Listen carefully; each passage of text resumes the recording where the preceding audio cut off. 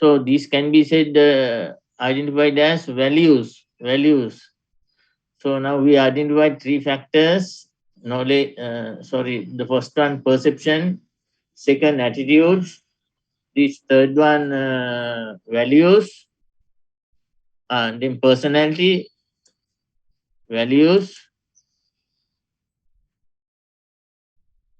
This cartoon appeared in a newspaper long time ago when George Bush is the president of America. So George Bush talking to Muslims and say we are a very tolerant society, but if you don't behave like us, you can go back to where you bloody come from.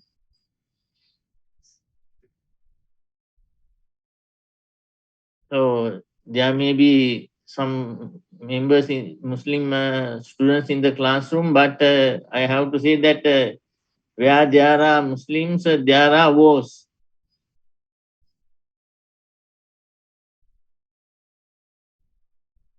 There is something related with the feelings, beliefs, attitudes, etc. Especially their beliefs in God has caused much terror in the world.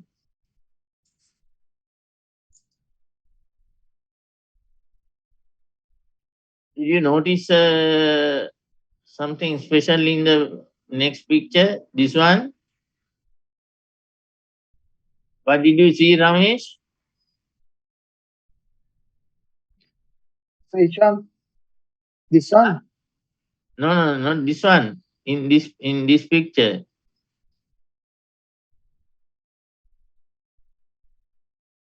What did you see?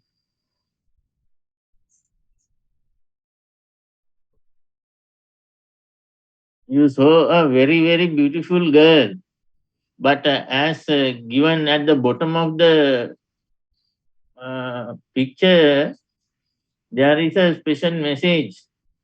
This text,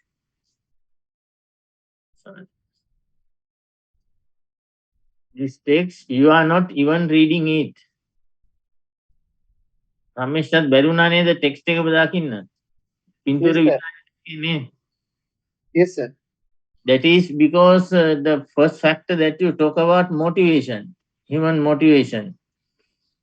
Motivation is not the willingness to work hard. Motivation is the desire for satisfying our unsatisfied needs. The desire for satisfying unsatisfied needs. So, as a young man, you always like to see young girls. So, that motivation prevented you reading the text. Still, you are looking at the picture but not the text. That is motivation. So, like that, there are large number of individual related factors. So, perception, learning, personality, motivation, attitudes, values, skills, etc.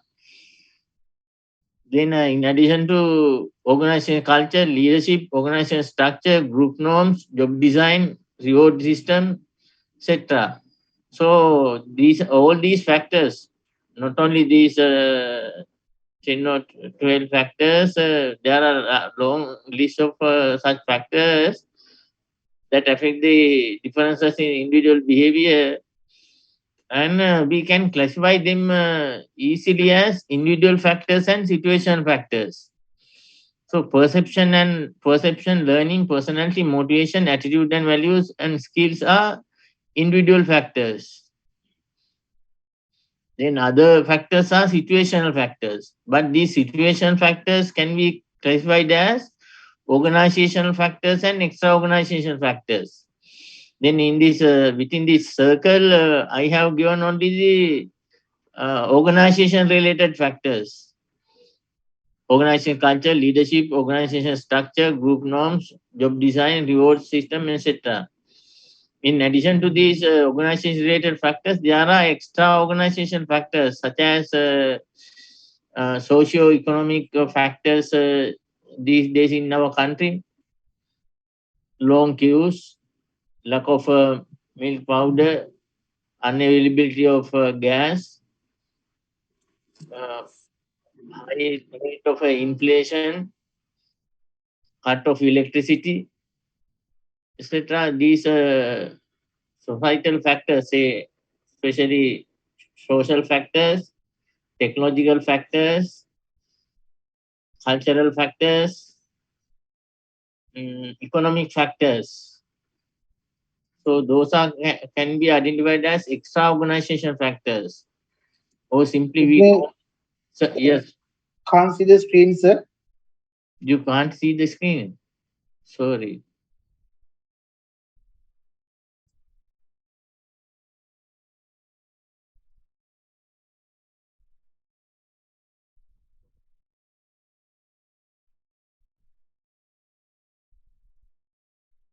Is it okay now?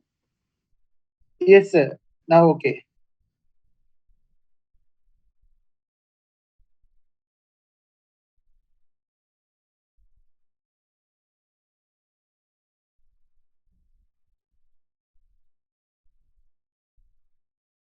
So as I said, the factors that affect individual behavior can be classified as first individual factors and situational factors.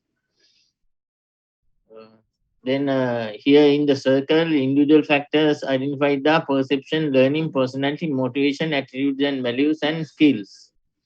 But there are many more factors. I label only very few of them. Then organization culture, leadership, organization structure, group norms, job design, reward systems are situational factors, but I identified only organizational related situation factors only. But there are extra organization factors. There is a organization factors beyond the organization, especially the face factors. What is faced? Political, economic, social, cultural, and technological factors affect human behavior. Then organization factors can be classified as job related factors and non-job related factors. Say group norms, job design, reward system, etc. Job related, directly related with the job. But organization structure, leadership, organization culture are not directly related to the job, particular job, but it is related to the whole organization. So I have classified them as non-job related factors or institutional factors. Right. This is the answer for our activity, identification of factors affecting individual behavior and classifying them. So several classifications are available. Right. Then my attempt today is to discuss these individual factors: perception, learning, personality, motivation, attitude, values, skills, etc. But I'm not going to talk all these factors. I will talk about perception, learning, personality, attitudes, and values. Motivation also very important factor, but we discuss it in the first semester management subject. In the management subject, we discuss motivation in very details. So I am not going to discuss motivation here, but it is a part of our organization. It is a part of our syllabus. Right. Then shall we go to human perception? What is perception? So look at this picture and tell me whether you are what you are seeing there.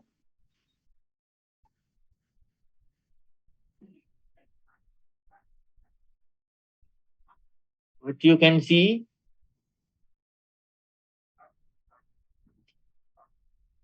a lady, picture of a lady.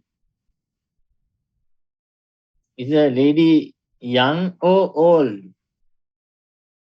Young lady or old lady? Young. Both. Yes, really there are both type of ladies can be visible here. Say for an example, if we take this as the one eye of the young lady, and this is her ear, and this is the chin, මෙතන නිකට හරිය. Then you see a young lady, and this is a necklace. දෙල්ලේ මාලයක් බැඳලා ඉන්නේ. එතකොට මෙන්න මේ ටික තමයි මූණ. Then you see a young lady. But if you take this part as the nose and this is as the neck, sorry, this as the mouth of the lady, then you will see a old lady. This is the chin, the mouth, the big nose. With all these, you can see this part then as an one eye. You see an old lady. So that is the same phenomena can be viewed in a different ways. The same phenomena can be viewed in different ways by different people. That is called perception, your unique interpretation of the reality. See how this phenomena is explained by these two gentlemen. There is a half-filled glass of water. Then one is explaining it as half full. The other person is explaining as half empty. Who is correct? Who is correct? So answer is both are incorrect. Both are incorrect. Because the glass is really composed of two parts, filled part and empty part. So empty part plus filled part is the glass. But both of these gentlemen see only half of the glass. One see the empty half, the other one see only the filled half. So the person who see the filled part, who is seeing it as half full, we can call the person is a pessimist. Sorry, optimist. Person is an optimist. Then if you see only the empty part, you will be labeled as a pessimist. Asubhavadiya. Subhavadiya sa Asubhavadiya. But 100% optimism or 100% pessimism, both are wrong. And another explanation, half empty, half full. And an entrepreneurial view, half is filled by water, half is filled by air. So glass is full. The third opinion. Technically, the glass is always full. So that is the way same phenomena can be explained by different people in different ways. Or look at this young gentleman wearing a yellow color spectacle, see the reality as a yellow colored rectangle. Then another person at the same age wearing a blue color spectacle will see the reality as a blue color rectangle. Both see the reality as rectangle because both are gentlemen and the same age. So there are some similarities in the perception. Both of them are gentlemen and at the same age. But the spectacle wearing are different. So this spectacle can be labeled as the perception. But perception is affected by a lot of factors. Shall we say this yellow perception is uneducated person. Blue color spectacle means very good education. So young gentlemen with a good education see the reality as a blue rectangle, whereas the uneducated same age gentlemen seeing the reality as yellow color. And in this case, the gentleman is wearing a orange color spectacle, so the reality seems as a orange color rectangle, and a lady is viewing the reality as a oval shape. Reality is taken as an oval. That is because of the gender differences. Gentlemen see it as a rectangle. The ladies see it as oval. But this lady is wearing a blue color spectacle. That may be her religion, or maybe her education, so maybe her family background, or whatever other factors that affect the perception. So due to these differences, the lady see it as blue.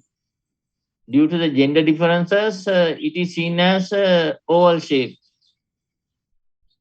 So that is our perception is affected by different factors.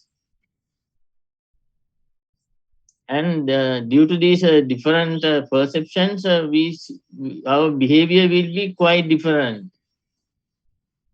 So the perception definition, a person's unique interpretation of the reality. A person's unique interpretation of the reality. This word unique is very important because your interpretation will be quite different from someone else's interpretation. Or another definition, person's perception is someone's view about the reality. Someone's view. View means the way you see it. That is the way you interpret it. So the both definition has the same meaning. A person's unique interpretation of the reality. So look at the two pictures given there. One gentleman is explaining something as fair. Another gentleman explaining it as totally unfair. It is fair, it is totally unfair. What is it? That is the stimuli that we are focusing on. Say, for an example, yesterday, media news explained the fact that Mr. Pujita and the other man was acquitted of all the charges for the bomb blast at a church 3 years ago. Hemashiri Fernand. Hemashiri Fernando, Puji Jayasundara and Hemashiri Fernando. Then this incident by the court will be interpreted by G.L. Piris and Cardinal Ranjit Malcolm as fair and unfair.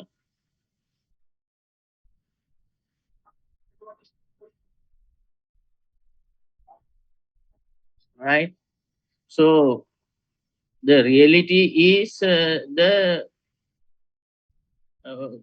judgment of the court, judgment of the Supreme Court. Is the reality there? But one person may see it as fair, another person may see it as totally unfair.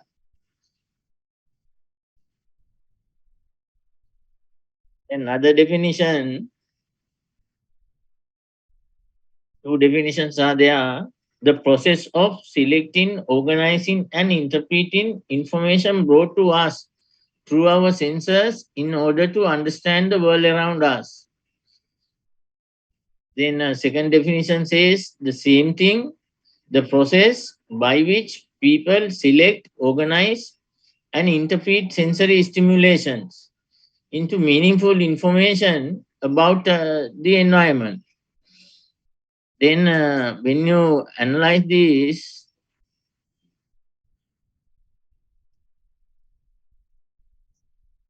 When you analyze this, you can see that there are three steps in the perceptual process. Selecting of data, organizing the data you gathered through your sensors, and interpretation. In the second definition also, you can see the same three concepts: selection, organization, and interpretation of sensory information. Information gathered through your five senses. What are the five senses? Your eyes, your tongue, your nose, your ears, and your skin. The information brought to you through these sensors will be first selected by you as you want in a very unique way and organized in a unique way and interpreted in a unique way. Therefore, the final message given or message taken will be quite different to person. The process of selecting, organizing, and interpreting information brought to us through our senses in order to understand the world around us. Understood?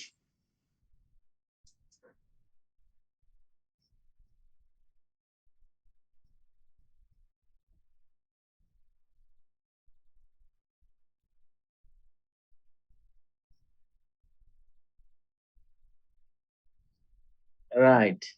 So accordingly, we can discuss about the perceptual process.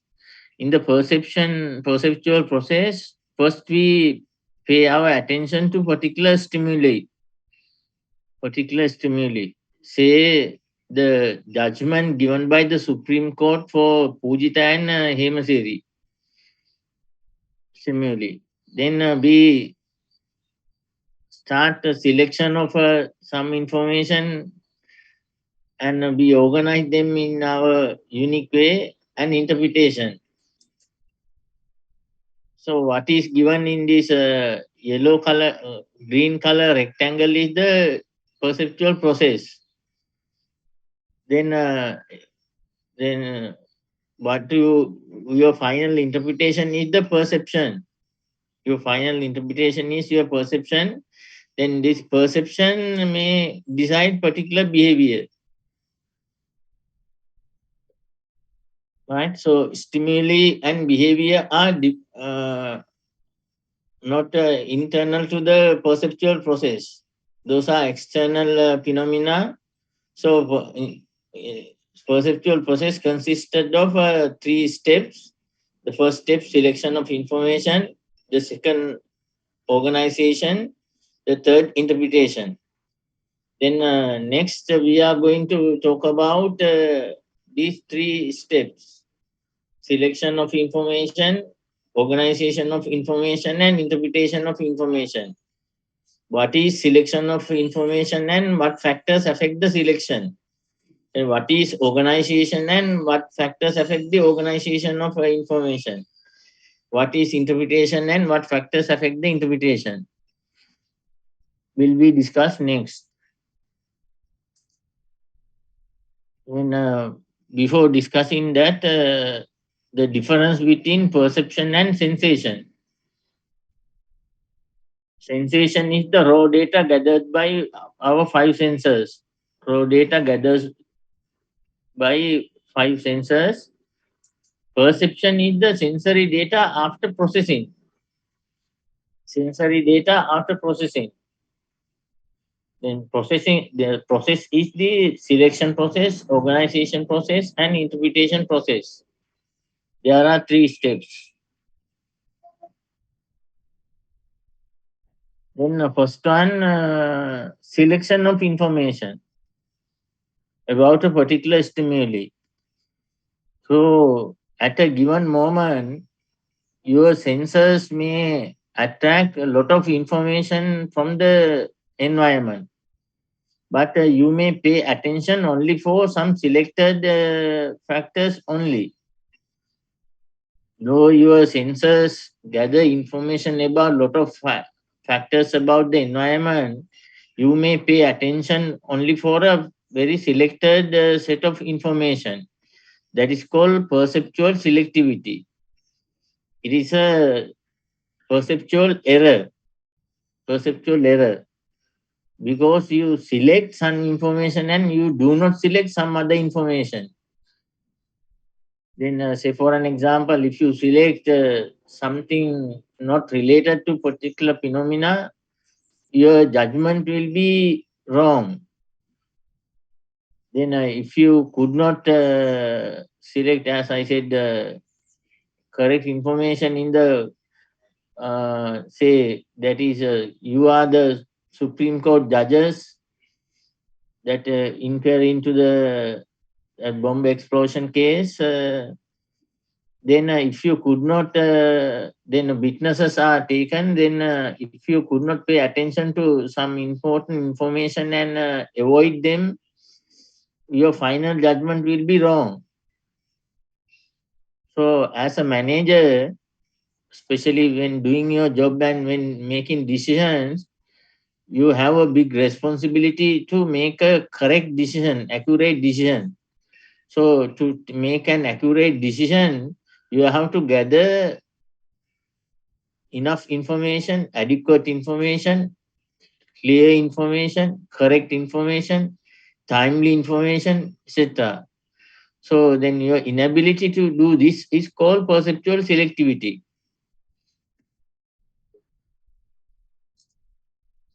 The fact that people select only very few information at a given moment. Because of this selection error, everyone's perception will be different to the reality. Not only your perception, even my perception regarding some particular phenomena will be wrong because I am not capable of capturing all the information given at the moment. Whatever the level of education of you or myself, we will not be able to capture all the information given at a at a particular moment. So our perception will be wrong.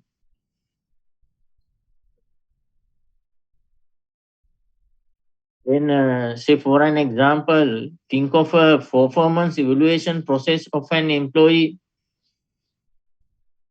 When evaluating the performance, and say performance evaluation is done only once a year, then when you are evaluating the performance of your employee, you have to consider all the uh, correct and wrong behaviors of the employee.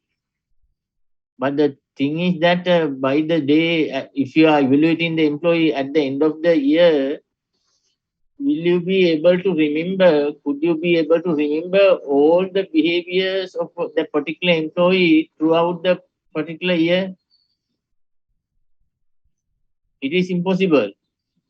So, in some cases, you may evaluating the employee's performance. You may pay attention to the recent incidents. In human resource management, you call this a recency error.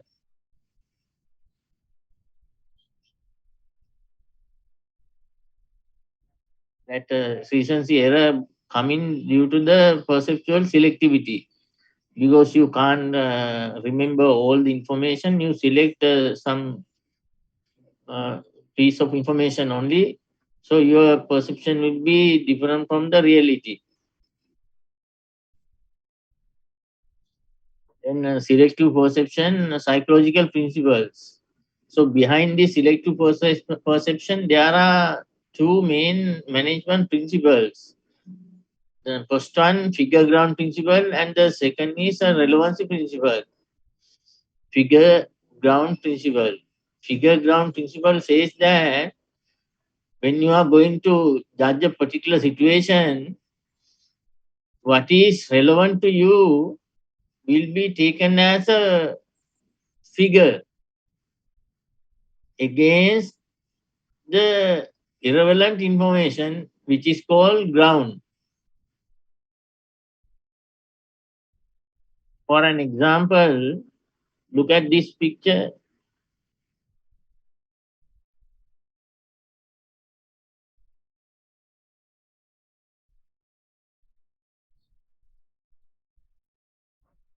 What you can see here, ladies and gentlemen,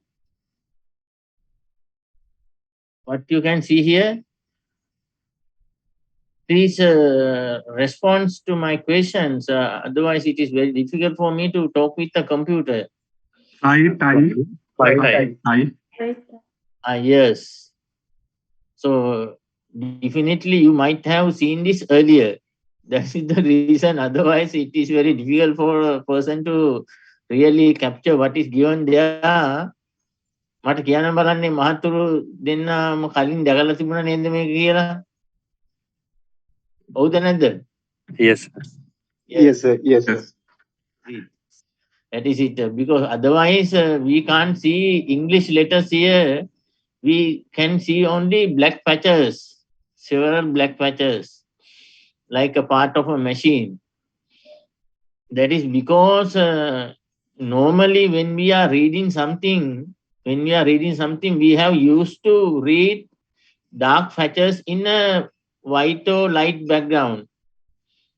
Say at the very first day your mother taught you alphabet letters, she might took her your finger at one black patch and may call Sana, this is A.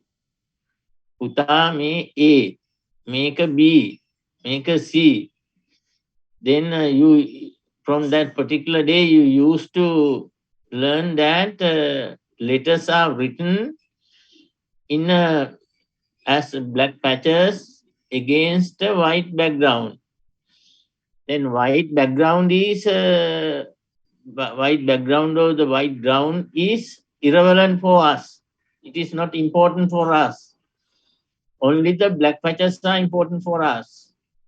So we used to read the black patches for several decades. අවුරුදු 20ක 30ක ඉඳන් ඔයා පුරුදු වෙලා හිටියේ සුදු පාට පසුබිමේ කළු පාට කෑලි අහුලන්න. Then that learning happen here also. Then you will try to identify only the black patches. But unfortunately here, black is the background and the white is the figure. Shall we see? Now what is given in black is the ground. What is given in white is the figure. So then you can read here FLY, fly.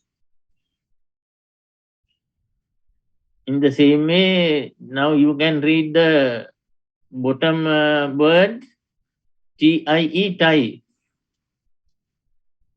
දැන් මෙහෙම කිව්වත් ඔක පේන්නේ නැති කට්ටිය ඉන්නවා. තවත් ඇස් අරගෙන මේක බලාගෙන ඉන්න අය ඉන්නවා ඇති. Could you all see the English words fly and tie? Yes, sir. Right. So that is an very easy example to explain figure ground principle. Figure ground principle. When you are going to judge something, we identify some information as very important to us. Some information as very important to us. This piece of information that is considered to be important to us is called figure. And other information will be ignored by us because as telling that is not important. So this piece of information that is left behind is called the ground. It's the ground. But the problem is that when you mix up the figure with the ground, your decision made will be completely incorrect. That is, you treat important information as unimportant. and unimportant information as important. Say for an example, my example about evaluation of an employee's performance. Say for an example, employee's punctuality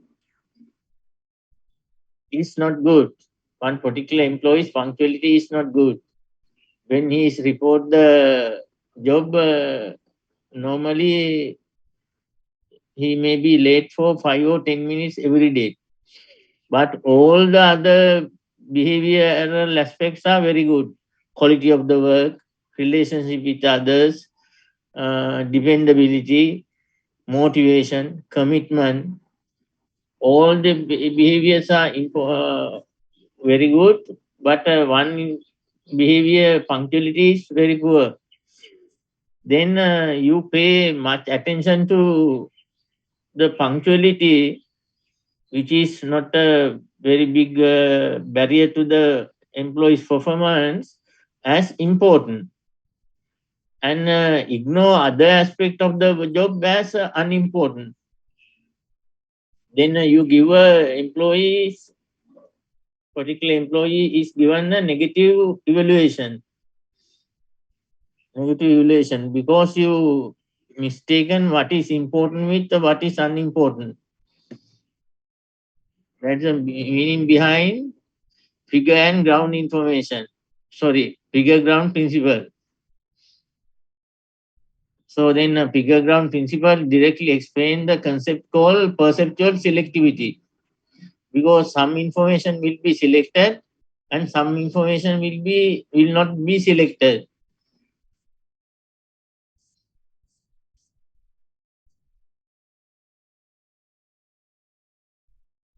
Is the point clear, ladies and gentlemen? Yes, sir. Right. Thank you. Then next principle. Oh, what did you notice there, ladies and gentlemen? What did you notice? හතුරු කියන්නේ මොකක්ද දැක්කේ කියලා?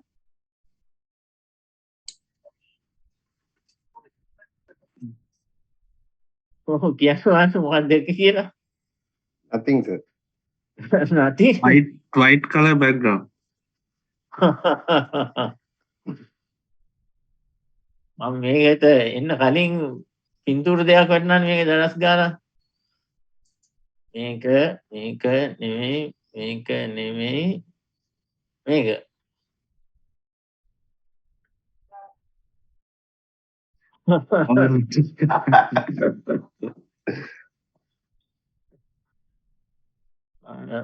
So I can understand you. So no problem. That is called relevancy principle. You may notice what is relevant to you, what is important to you. People select things that are pleasing to them, ignore what is disturbing, or pay close attention to what they consider as threat to them. If some situations are pleasing us or work as a threat for us, we will notice them. Then what is not pleasing and what is not become a threat for us will not be considered in our decision making process. That is another reason for perceptual selectivity. අර පළවෙනි සැරේ සිද්ධ වුණේ මේ කලින් පින්තූරවල මේර එකමයි කලින් වුණේ මෙන්න මේර එක. Relevancy principle. Your motivation is about this young lady, so you did not pay attention to the text. Because the text was not so pleasing to you, but the picture of the lady is so pleasing. So you notice only the lady but not the text.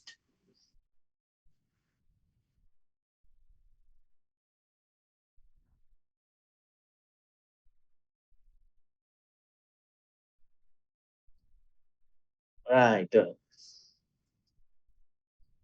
Then factors affecting perceptual selectivity. Then we explain what is perceptual selectivity. Now we are going to explain what the factors affecting perceptual selectivity. Why do we collect only some information at a given moment? Why could not we collect all the information relevant? So there are two types of factors, external factors and internal factors. Internal factors are related to the person who perceives the situation. Then external factors are factors outside to him or her. So first, shall we discuss external factors to the person? These may be related with the stimuli that we are being perceived. First one, intensity. Intensity. Tīvratāya. Say, a big noise will be easily noticed than a low noise.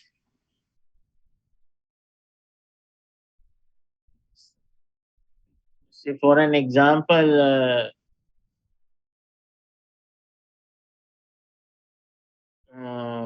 when we look at the stars in the sky in the evening, we may easily notice some big stars. Some small stars may not be so conspicuous. That is because the intensity of the light of the stars. ඔය සිකුරුතරු වගේ දේවල් එහෙම සමහර කාලෙට ලොකුවට පේනවා. ඒතකොට අපිට හැමතිස්සෙම අහස බලපු ගමන් ඒක පර්සීව් වෙනවා. Intensity. Dim light, very bright light will be easily perceived than a dim light. Very big noise will be easily noticed than a low noise. Then size. If the stimuli is very bigger, we will easily perceive it. If the stimuli is very small, we not easily perceive it. So when some important message are needed to pass at the workplace, you may have to use big letters. Nice. So another example is that in the election periods, politicians use cutouts. No, then a very big cutout will be easily noticed than a very small cutout. Contrast. The quality of being opposite to the something. Say for an example, in a school, among the school goers, say all of them are wearing white color shirts and gowns, but then one student with a colored suit will be easily noticed because it contrasts to the white background. Repetition. What is repeated again and again will be easily noticed. So that is why some businessmen play the same advertisement several times in the peak hours in the TV. News වලට අතර එහෙම news යන අතරතුර news යන කලින් එකම advertisement එක 10 15 සැරයක් දානවා repeated. That is because repetition will directly influence the perceptual selectivity. At the same, it is said that who is that person?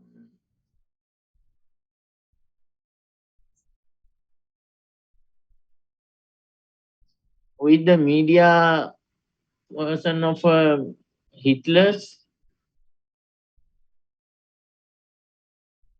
media leader. I can't remember the name of the man, but anyhow, he has said that even an utter lie, when repeated again and again, will become a truth. Even an utter lie, when repeated, becomes a truth. Goebbels theory. Goebbels theory. Thank you very much. Goebbels. Hitler's media person in charge. Goebbels. That is in the same way now in the TV advertisement, it always explained that milk powder is very good for the babies. So then the mothers may start to believe that milk powder will be very good for their babies also. Motion. What is moving will take our attention when again something that is not moving, stand still. Say for an example, neon lights, uh, when the bulbs are, it seems that the message is moving, our attention is easily attracted to that. And say for an example, in midnight, you have to walk along the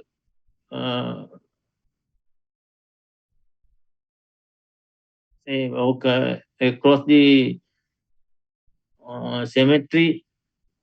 Then none of the gadgets available in the cemetery will be moved. But if you notice something moving there, you will be scared.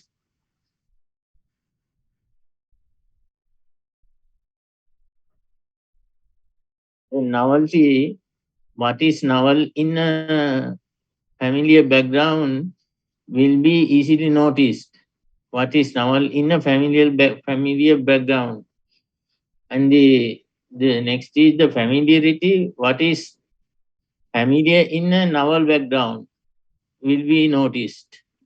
So novelty is what is novel in a familiar background will be easily noticed. Say for an example, when a white man is walking along a street in Sri Lanka, the white man will be conspicuous for most of the people because we always used to see the people with brown skin, brown or black skin. So what is novel? The white person then is novel to the Sri Lankan background. So the white man or the woman will be easily noticed. Then when we go to Europe, white people are common. White people is the common background. Then a person, a black person or person with a brown skin will be easily noticed. That is familiarity.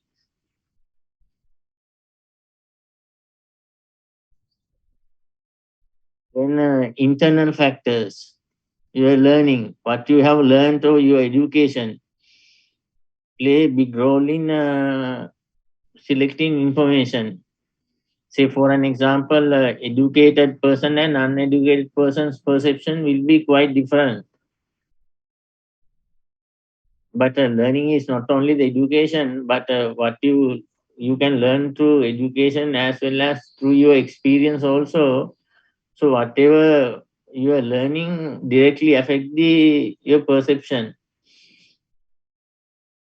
Say for an example, there is a Sinhala saying, කම්මලේ ඉන්න බල්ලට හෙන ගැහුවට තේරෙන්නේ නැහැ කියලා. කම්මලේ ඉන්න බල්ලට හෙන ගැහුවට තේරෙන්නේ නැහැ. That is a dog in the blacksmith place will not notice even a thunder case.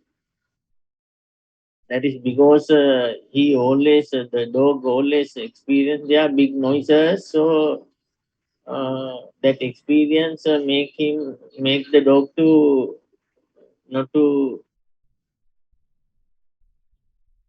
make the thundering to notice. Learning your education or experience directly affect your perception. Then motivation.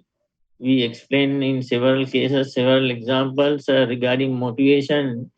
Your motivation, especially decide what you will perceive and what you will not perceive.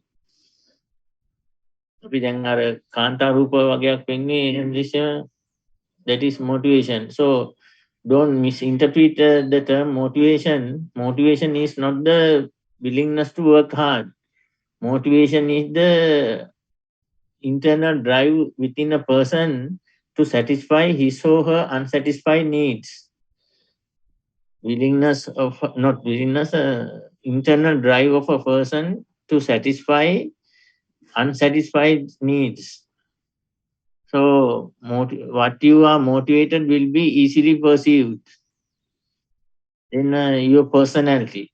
Personality is a very complex concept to be explained. We will discuss it as a separate factor, individual difference factor in this discussion. So I avoid taking it as an example. Then attitudes also directly affecting what we notice. Attitude also will be discussed as a separate concept. Then self-concept. Your understanding about yourself will directly affect what you perceive or not. Self-concept. Then values. Your values.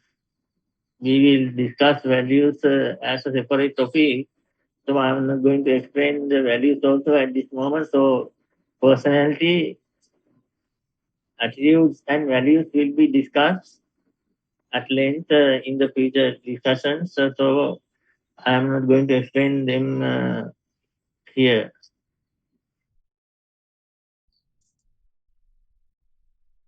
It is about perceptual selectivity. Then here perceptual organizing, the second step of the perceptual process.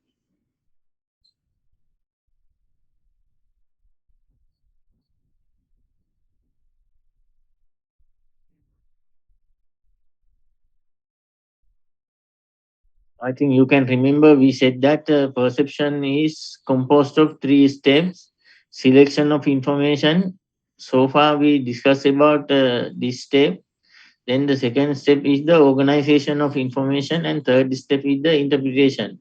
So now we are going to talk about some important factors about organization of information.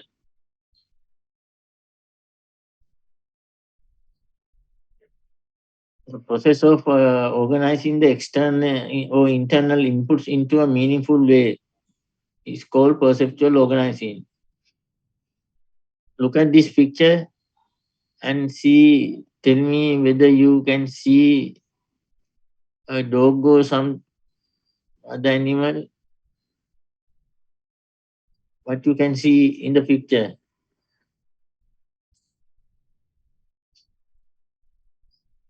Would you identify a dog? Yes, yes. Yes. Yeah. But in reality, it is not a complete picture of a dog. Lot of parts are missing. Dog's tail is not visible. Only one hind leg is visible. And neck side also not that much clear.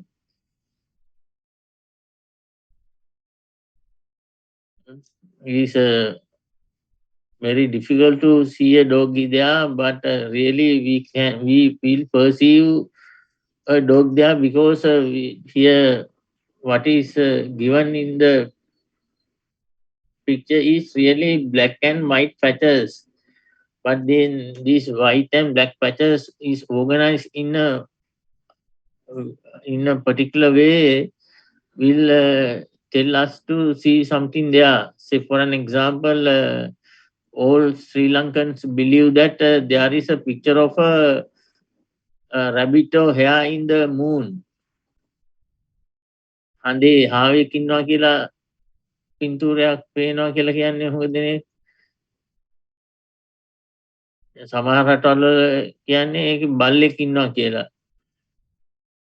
So because really there is no a picture of a hare or rabbit or dog, but we will organize some patches that can be seen in the moon in a unique way, the way that we need it. So the dog also can be seen here if we need to arrange the information accordingly. But full information is not there. So like that, we will select only limited information. This limited information selected would be organized in a unique way by ourselves. Then the message passed finally will be totally different to the reality.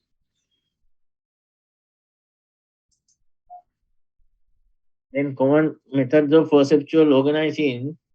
Some common methods of perceptual organizing. The first one is grouping. So I can use the same picture that I explained earlier to explain what is grouping.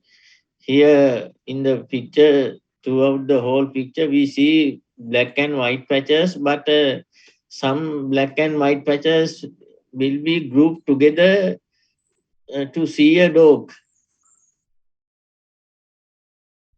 Some pieces of information collected will be joined together to see a meaningful information.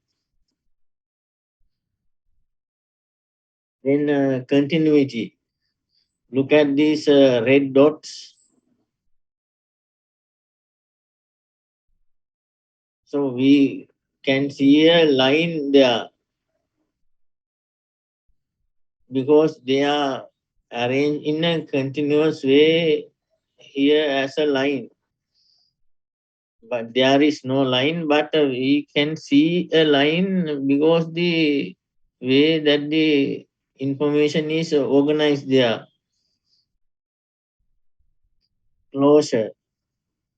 Look at the third picture given here. This one. What you can notice here? What is this picture? What is this picture? Is it a circle? It is something like a circle, but not a complete circle because there is a small part open here. එන්න මෙතන තියෙනවා පොඩි කෑල්ලක් miss වෙලා. Now that is some 99 information will be available, but a small piece of information is not available. So then irrespective of the missing information, we will make a complete decision and we will close the gap of information by ourselves. That is called closure. Say for an example, at a meeting, you forward a suggestion at a meeting and 99 people at the meeting agree with you, but there is someone absent for the meeting, but his attitude is not known to you. Then because 99 people are available and they vote for you, you think that 100% support is there. But really the person missing, if he or she is a very influential person, your complete plan will be going wrong. And because you possibly close the gap of information, impact of the gap of information. තොරතුරු නැති වුණාම අපි ඒක consider කරන්නේ නැතුව යවනවා. Say for an example, there is another Sinhala saying, කිතුල් ගහක් යට ඉඳන් කිරිවත් බොන්න එපා කියලා කියනවා අපේ ගමේ මිනිස්සු. කිතුල් ගහක් යට ඉඳන් කිරිවත් බොන්න එපා කියලා. මොකද කිතුල් ගස් වල ගමේ රා පෙරනවානේ. ඒතකොට මුට්ටියක දාගෙන බිව්වහම ඈත ඉන්න මිනිහෙකුට පේන්නේ ඔයා මුට්ටිය කටේ තියාගෙන බොනවා විතරයි. ඇතුලේ තියෙන්නේ මොනවද කියලා පේන්නේ නැහැ. ඇතුලේ තියෙන්නේ මොනවද කියන ඉන්ෆෝමේෂන් එක නැහැ. නමුත් ඒ ඉන්ෆෝමේෂන් එක අපි ෆිල් කරගන්නවා අපි විසින්ම. එතකොට මේ මනුස්සයා බිව්වේ කිතුල් ගහට ඉඳන් කිරි. හැබැයි අපි කියන්නේ එයා බිව්වේ රා කියලා. මොකද ඇතුලේ තිබිච්ච ඉන්ෆෝමේෂන් එක මොකක්ද කියලා අපි දන්නේ නැති නිසා. Closure. Proximity. Look at these purple color dots. There is only one collection of dots, but we see it as two parts, two circles. That is because some circles are closely located to each other. So we see two groups of purple colored dots. Two groups are seen easily here, even though there is no two groups.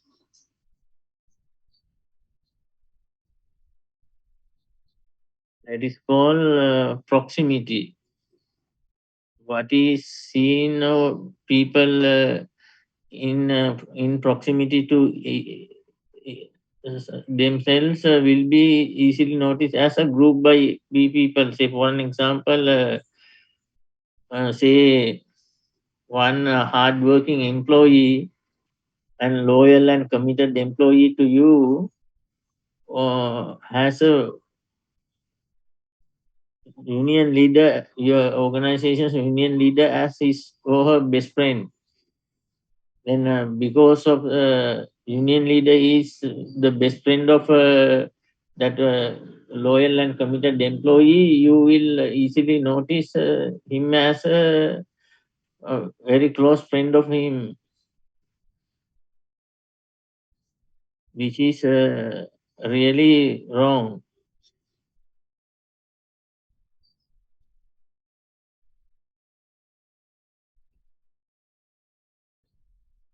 Then last concept, simplification. Simplification is that, as we said, the human decision-making process is very complex. So there are a lot of information needed to be considered. But when you try to take all the information to consider, say, gather all the information and arrange them in a perfect way and organize them in a perfect way, it will be very difficult. Therefore, you will find some shortcuts to make decisions. These shortcuts, using such shortcuts in the decision making is known as simplification. Say for an example, our earlier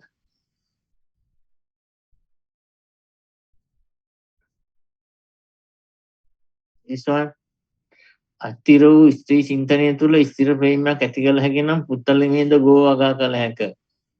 This is a very easy way to understand a woman. At the beginning of the discussion, we said human behavior is very unique. So behavior of two people are not the same, not equal.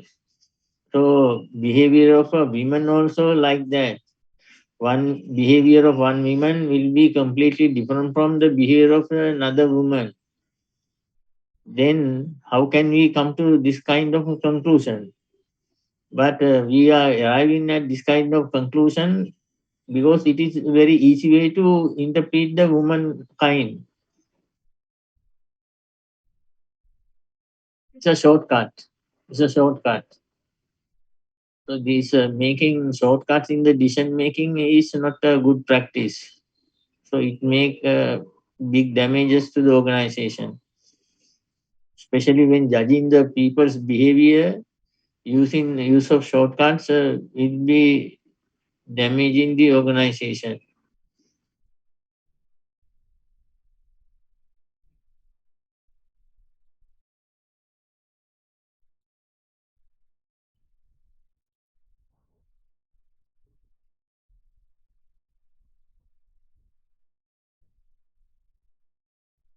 Right. Then factors affecting perceptual interpretation. The third step of perceptual process. Here we are going to discuss some kind of interpretation errors that may badly impact the manager's decision making. The selection interview for a receptionist, as soon as the lady is entering to the room, the panel of examiners come to a conclusion. What is the conclusion? What a pretty lady. She is the ideal one for the post of receptionist. Before examining other qualifications to the post,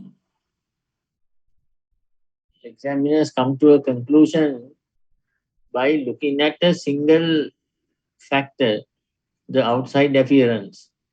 So based on the that single factor of outside appearance, an overall decision is made about the person.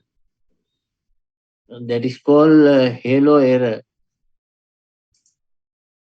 halo effect, halo error. What is halo? Halo is a colorful rays of beams available around the body of holy people. බුදුහාඳුරෝ යේසුස් වහන්සේ අඳිනකොට අපි අර පටේ අඳින්නේ රස් රස් රශ්මි රේඛාවන් මැද කියලා එකක්. හේලෝ හඳි තියෙන්නේ හේලෝ එක සමහර කාලයට හඳ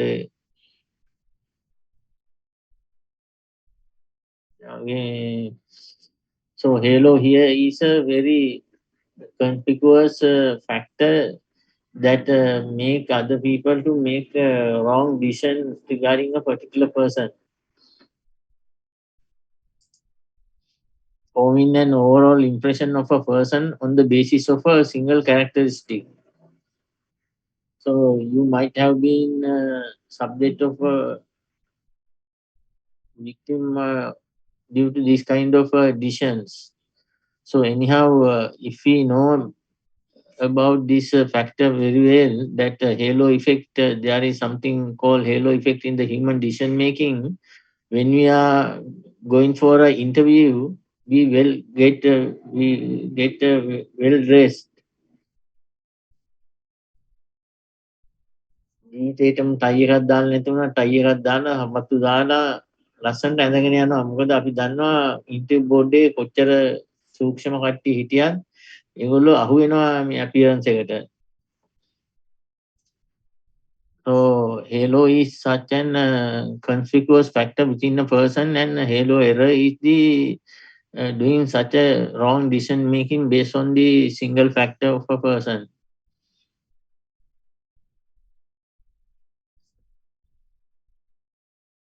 You can trust a dog, but you can never trust a lady. Due to a bad experience about a particular girl, this gentleman is making an overall evaluation about the whole womankind.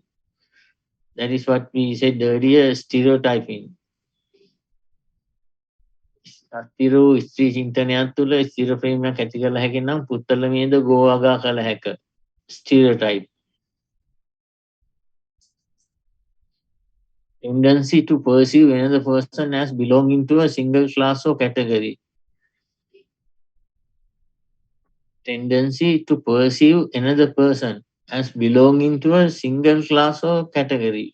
As all the ladies say, lady name X is judged as having same behavior as all the other ladies in the world. It's a complete violation.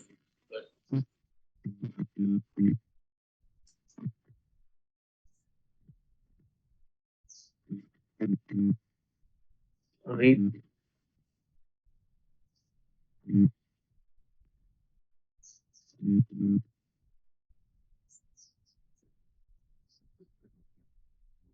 ලෝක පාපන්ද ශූර රොබර්ටෝ බැගියෝ මෙසේ පැවසුහ. ඉතාලියට ලෝක කුසලානය ගෙනීමට මම කැප වූයෙමි. එවිට මිනිසුන් පැවසුවේ දෙවියන් වහන්සේගේ කැමැත්තෙන්ට සිදු වූ බවය. ඒත් වරක මා නිසා ලෝක කුසලානය අපට අහිමි වූ විට එය දෙවියන් වහන්සේගේ කැමැත්ත බව පිළිගැනීමට නොහැකි වූ අතර ඔවුන් මාහට නින්දා කළහ. එවිට මනයට හසිත ඇතුළු ව්‍යාකෘතය මගහරවා ගැනීමට දෙවියන්ට ඇදීමෙන් නොහැකි විය. Whatever it is, this part, pay attention to a particular error in the human decision making. That is, if someone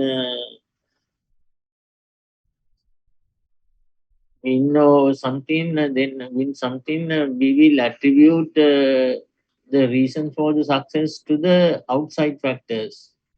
But when someone fail, we attribute the reason for the failure to internal factors. So it is called attribution.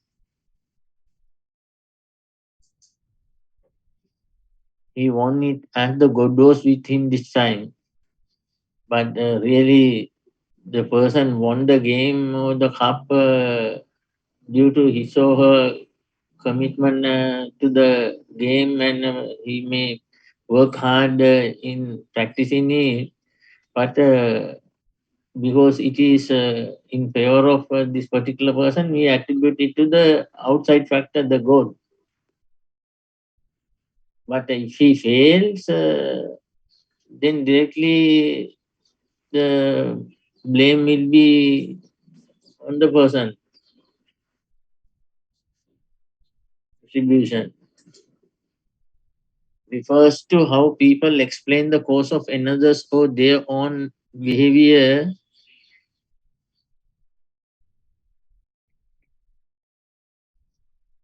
refers to how people explain the cause of another's or their own. There is something wrong.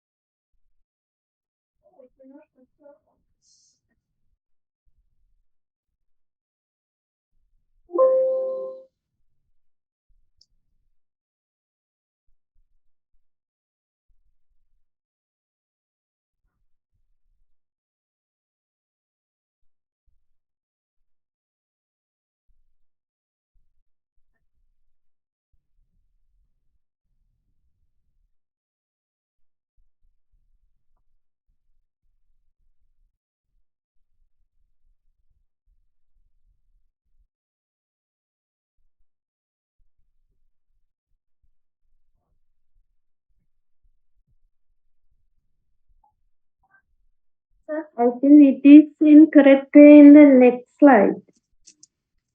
Sorry? It is incorrect way in the next slide, I think. Now it is okay, no? So refers to how people explain the cause of another or their own behavior. It is the way they explain the cause for your behavior or someone else's behavior.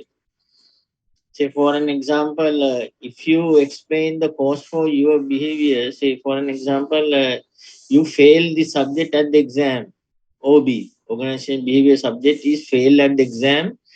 The reason is that you could not study it well due to some personal matter. You could not study the subject properly, so you get a E-pass. E-pass can failure. Then you may say the paper is unfair or the lecturer got revenge from you. මගෙන් පලි ගත්තා මොනවට හරි කියලා. ඒක failure එක නම් මගේ මට නෙමෙයි දාන්නේ එළියට. But if you got a A pass, then you will directly identify the cause with you. මේ පාර නම් මහන්සි වෙලා ඒකක් තලා ගත්ත කොහම හරි කියලා. ඒක මේ පාර ඒකක් දීලා කියලා කියන්නේ ඒ පාසස් අරගන්නවා. ඒ පාසයක් ගත්තා. එකක් දීලා මම මේ පාරත් එකක් ගත්තා කියලා කියන්නේ නෑනේ. මේ පාරත් එකක් නේ දීලා තියෙන්නේ කියලා කියන්නේ. So if we when we try to explain our own behavior, if it is a good result, we attribute it to ourselves. If it is something failure or something like that, we will attribute the cause to the external factors. Then if you are explaining the behavior of someone else, if it is a good factor, then we attribute it to the external factors. Then if we are talking about failure for someone, we will attribute it to the internal factors of the person. Within bracket, explain the way that we are doing it. Ascribe person's behavior to internal factors, dispositional attribution, or attributing a person's behavior to external factors, situation attribution. So if we attribute the cause of someone's behavior to external factors, that is called situational attribution. If we attribute the cause of behavior of a particular person to his or himself, then it is called dispositional attribution.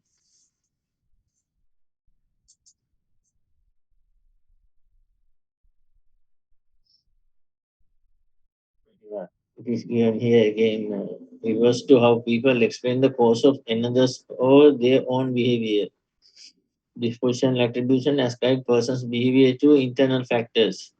Situation attribution attributes the person's behavior to external factors.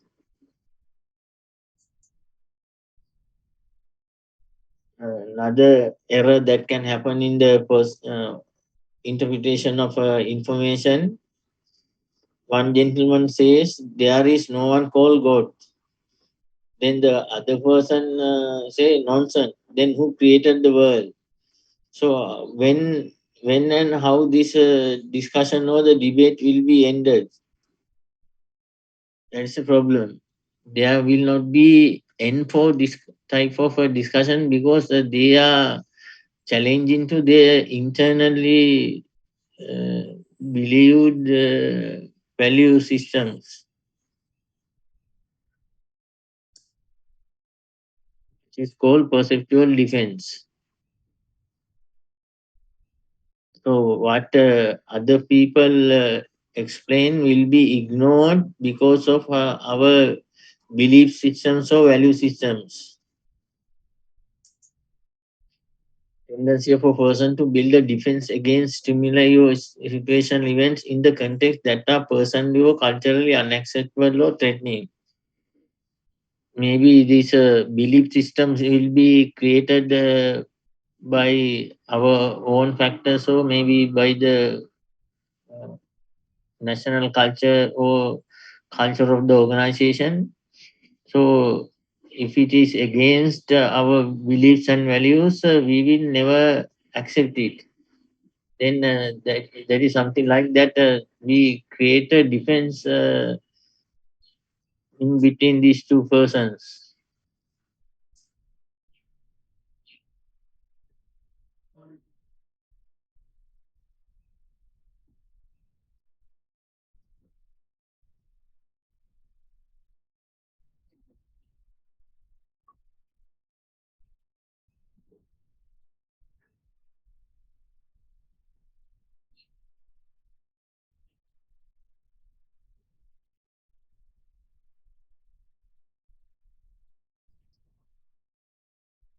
So it is like something. It is something like this. So there is a barrier in between these two people. So what is told by this person will not be accepted by this person. So what he discuss is directly reflected by this barrier. It is not a physical barrier, that is a psychological barrier. That psychological barrier is called perceptual defense. It's a defensive system. So if the messages pass against your internally believed factors, it will be rejected.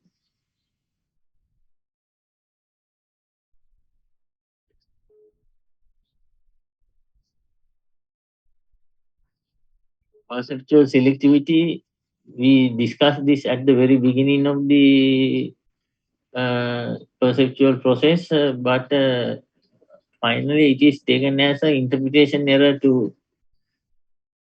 There happened a big accident in front of Vijayaram Food City by 9 o'clock. Packages are still there. One gentleman says. But then another person say, but I passed Vijayaram Junction just now. I didn't see anything like that.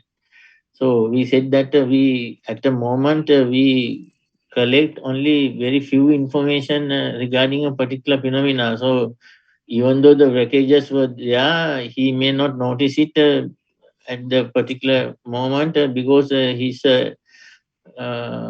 attention may be attracted by someone or something else. Perceptual selectivity. Impression, that is a first what we call first impression, forming impression of others even before knowing any of their personality traits. Forming impression of others even before knowing any of their personality traits, especially just by outward appearance, this happens. So based on this, there is a similar topic called impression management. Some people spend a million of rupees for managing their impression, for hair coloring, hairstyles, for jewelries, and for the dresses, etc. Spend a million of rupees for managing the impression, but impression is just a feeling created within a very short period of time before the relevant factors of a particular person is being judged. Then inference, the tendency of the people to judge others on a limited information and may infer certain other things which may true or false. Inference. So there are two types of statistics now.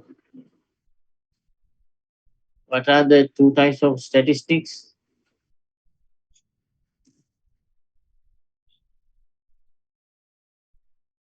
සංඛ්‍යානය කියන විෂය ಜಾති දෙකක් තියෙනවානේ. කැලි දෙකක් සංඛ්‍යානේ. මොකද්ද කැලි දෙක? Descriptive statistics and Inferential. inferential statistics. What is the descriptive statistics? If the available information is arranged visually so that a decision making can be done easily. But when such a relation between the data is not clear, we have to infer something. Infer කියන්නේ උපකල්පනය කරන්න වෙනවා. එතකොට සමහර තොරතුරු දාලා pattern එක දාගෙන correlation, regression are inferential statistics. So like that in day-to-day decision making also we can infer something. Say for an example, so now you are now at a lecture. So what is happen at your workplace can be inferred by you even without direct information. It's just a sort of a kind of a imagination. You imagine some information and make a decision. Inference. So all these are errors in the perceptual process. Then what we have to learn from this topic is that the decision making of anyone is not correct. There are a lot of barriers for accurate decision making, perceptual barriers. There are a lot of perceptual barriers for effective decision making.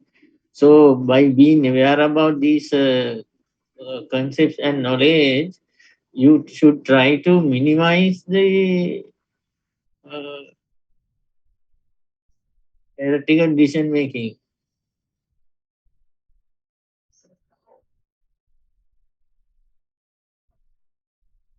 Decision making වල වැරදි සිද්ධ වෙනවා ගොඩක් perceptual process එකේ. ඉතින් මේ වැරදි සිද්ධ වෙන බව දැනගෙන ඒවා පුළුවන් තරම් මගහරින්න අපි උත්සාහ කරන්න ඕනේ. So to avoid making first impression, to avoid being inference, then being aware about perceptual selectivity, that we select only very few information at a given moment and try to gather all the other information, or having a group decision making instead of individual decision making. We can have a group decision making. Then it is said that two heads are better than one. අපි බලන්නේ අපිට ආවෙනික විදියට තව කෙනෙක් එකට ගත්තාම අපි බලන්න නොබලන පැත්තක් එයා බලනවා. So in the like that, using different techniques, we can minimize these the bad effect of perceptual errors. Right? Any question about this?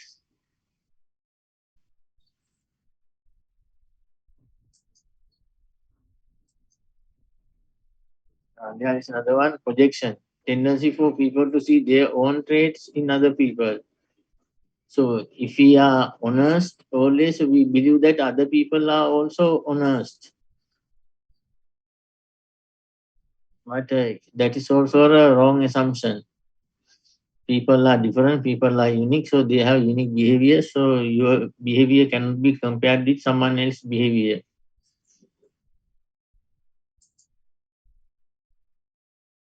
Right. So then time is 7 minutes to 3. 8 minutes to 3. Sadly, take a 15 minutes break and be at be back here by 3:10. Okay.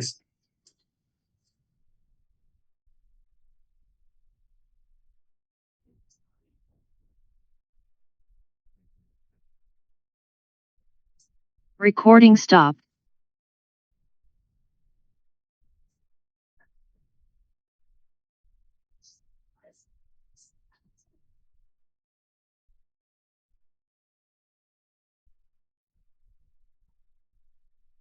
Discussion. I wanted to play some videos here, but due to time barriers, I won't do it today. So after perception, our second discussion is about attitudes. Attitude is one of the most commonly spoken word, but only very few people exactly know what attitudes are. So shall we see first what is an attitude, then what kind of attitudes the people will have about their lives. So utterly dissatisfied and in some awesome moody by this lady, it is say work is a way to life. It's a kind of attitude. Work is a way to life. If there is another method of managing life, you won't work. So always having negative attitudes toward the job. So there should be someone to motivate behind. It is Monday. Go to work. Why aren't you working? I didn't see you coming. So the opposite kind of attitude is the work is a way of life. The previous one said the work is a way to life. Way to life. ජීවත් වෙන්න ක්‍රමයක්. වැඩ කරනවා යන්නේ ජීවත් වීමට ක්‍රමයකි. So if there is another method of better method of living, you need not work. But by here, work is identified as a way of life. It's a part of life. So no one can question why do you work, because it is a part of life. You are born to this world, you have to work. So if you are married, question yourself why I marry. So there is no special reason behind marrying, because any person born to this world,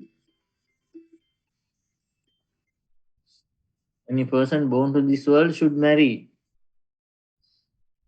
So like that, any person born to this world should work. It's a positive attitude about the work. Work is a way to life, is a negative attitude towards the work.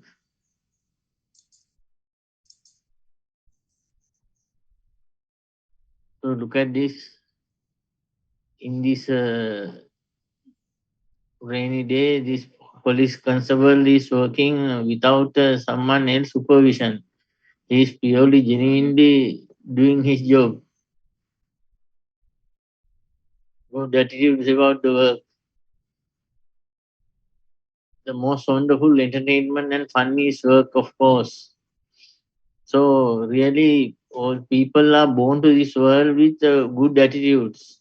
It is the society that make help change our good attitudes to negative attitudes.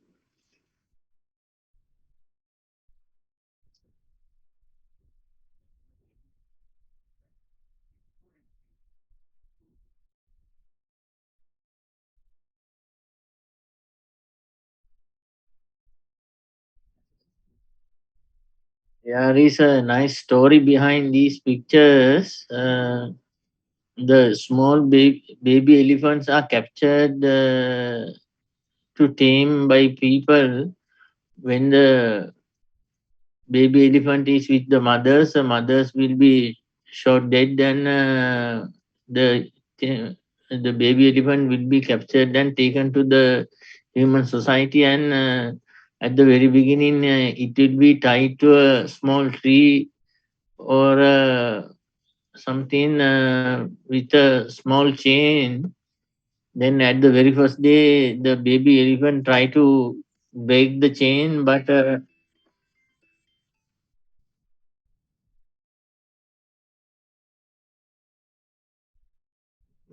the very first day, the elephant try to break the chain, but at the end of the day, it understand that it can't do the work.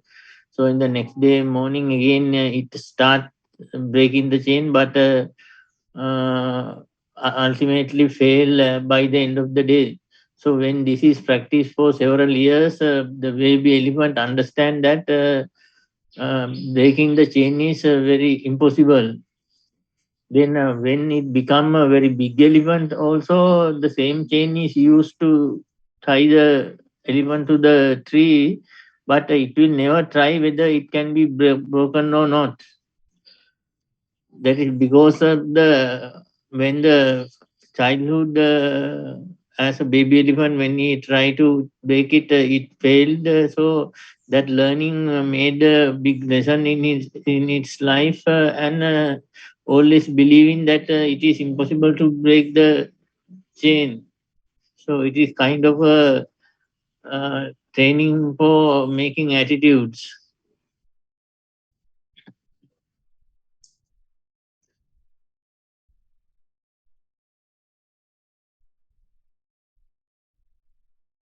People with negative attitudes, negative work attitudes.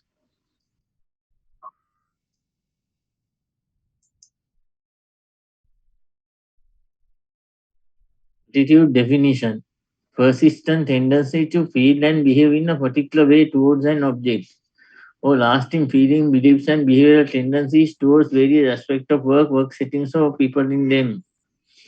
So the first is a generic definition for attitude. So generic definition. The second definition is the work attitudes. So anyhow, both of these emphasize several components. Is a persistent tendency. Instead of this called lasting. Persistent tendency or lasting. That is, it says that attitudes are difficult to change. Then attitude composed of feel and behave in a particular way.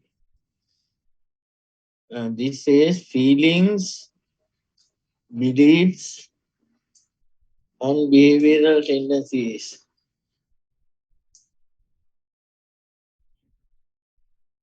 So, according to this, our feelings about something directly affect our attitudes. So, especially in the perceptual process, we discuss how the perceptions are made. In these perceptions, also our perception about our environment uh, affect formation of attitudes. And once formed, the attitudes are lasting for a long time period. So lasting or persistent tendency means it is very difficult to change attitudes in the short run. Very difficult to change attitude within the short run. So it takes long time to change attitudes. Therefore, some organization conducts 1 day or 2 day training programs for changing attitudes. It is a joke. So within 1 day or 2 days workshop, attitude cannot be changed. It should be a continual process and maybe lasting for several years. And attitude is composed according to this by three components: feelings, number one; beliefs, number two; and behavioral tendencies, number three. And attitude is composed of these three main elements. Number one, feelings; number two, beliefs; number three, behavioral tendencies towards various aspects of work settings, or people in them.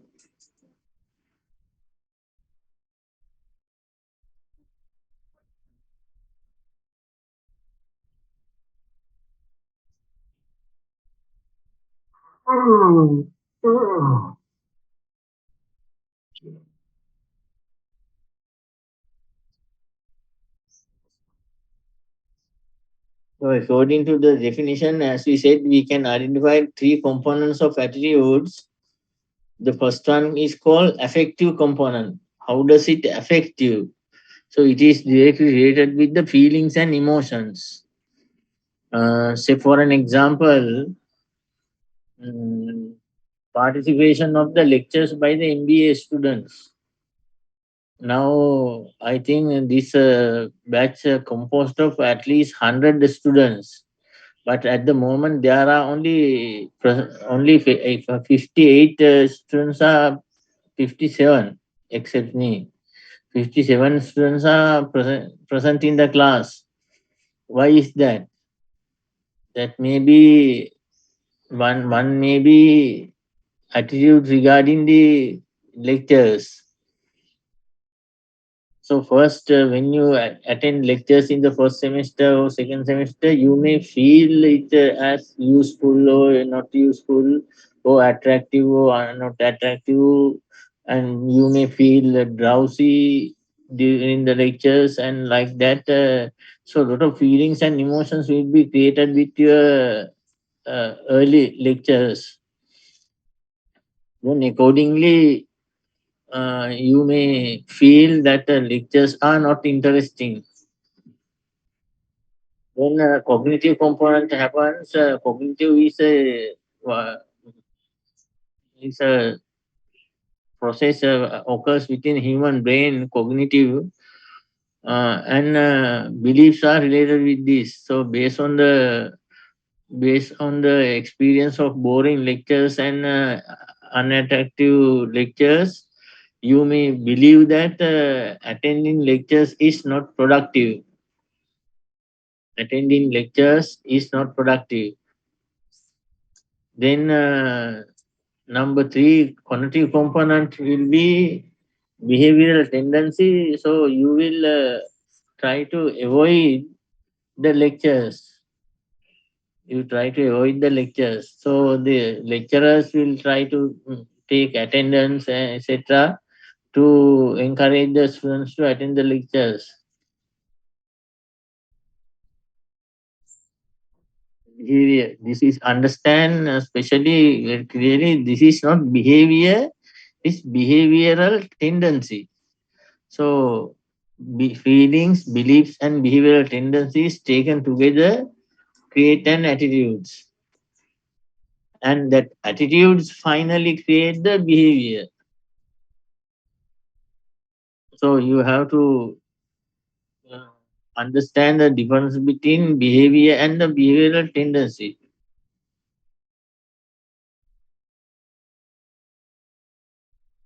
Tendency to behave in a particular way.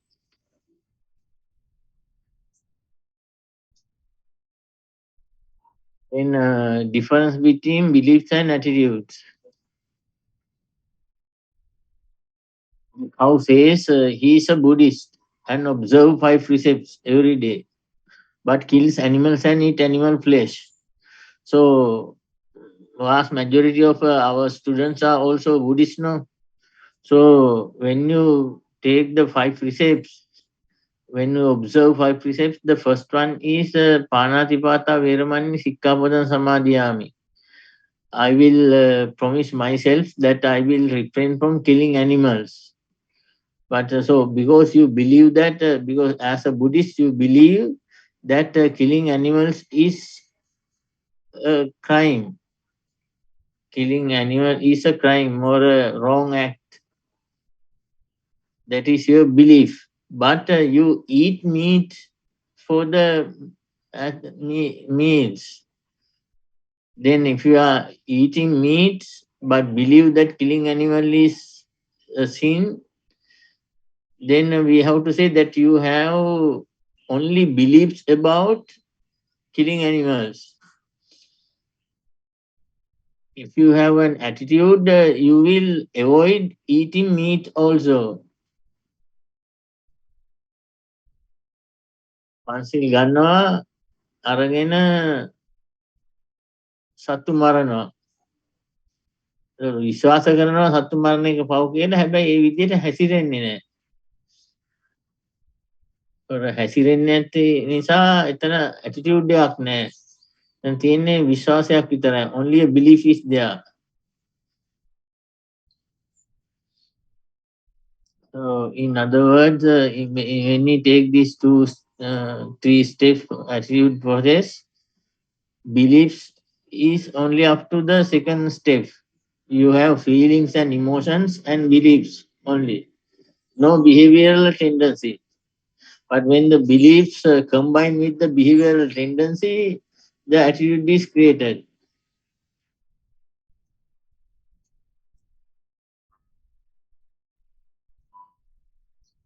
Discuss why it is difficult to change attitudes. Discuss with whom? No one is speaking now. මට තනියෙන් තමයි discuss කරන්න වෙන්නේ.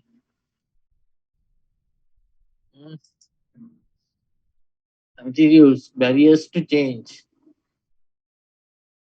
Someone say it is wrong. Another person say no, it is correct. So clash of attitudes regarding some particular phenomena. So how to change attitudes? What blocks attitude changing? So there are 2 main reasons behind difficulty to change attitudes. Number 1, lack of information. Number 2, internal commitment. Attitude change become difficult due to lack of information and internal commitment. Say for an example, you try to change someone stop smoking. So sometimes the person may continue smoking because the right information is not available. So you can arrange medical advices and the health effect of smoking, and make the person informed about disadvantages of smoking. or the bad effects of smoking, sometimes the person will react and stop smoking due to the changes of the information. In some other cases, even though the employee possess all the correct information, he or she will find it difficult to get rid of the attitude because of the internal commitment to the attitude. Because we said that attitudes are long lasting, last long. Attitude lasts long, so it is difficult because the people have internal commitment.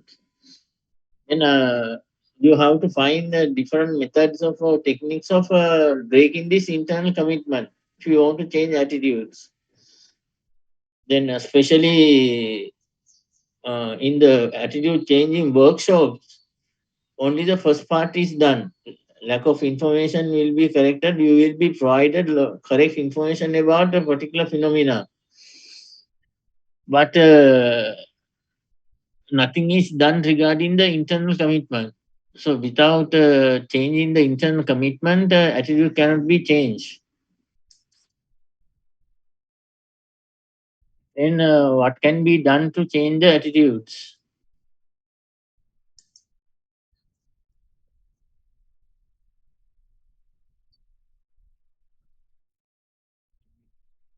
Overcoming barriers in changing attitudes.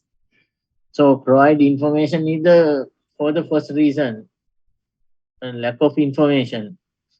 But other five techniques are for the breaking the internal commitment. Use of fear, explicit or implicit coercion, use of fear. So you can threaten the person with loss of job, loss of benefits, etc. Or use of rewards. You may announce that people with the right attitude will be rewarded, be given promotions, transfers, etc. Salary hikes.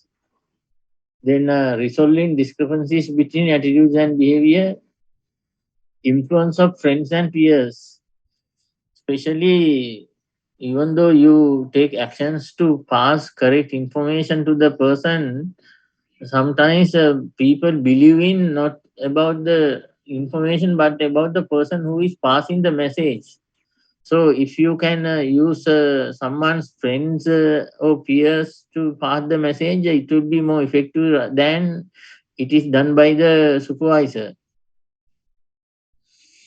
Then the co-opting approach, or called manipulation and cooptation, in this, especially in the changing programs, when the employee is supposed to change, these leaders of employees can be appointed as members of the changing committee,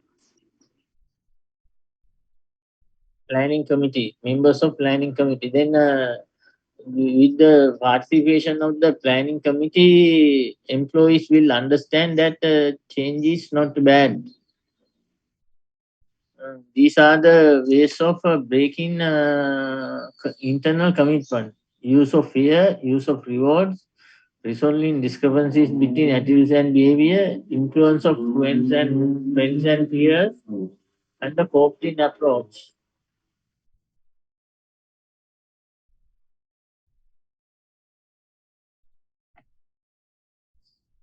Then Kurt Lewin's uh, suggest a three-step approach to change attitudes of people.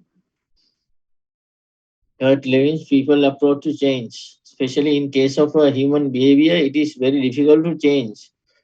As we said at the beginning, human behavior is composed of two parts: overt behavior and covert behavior.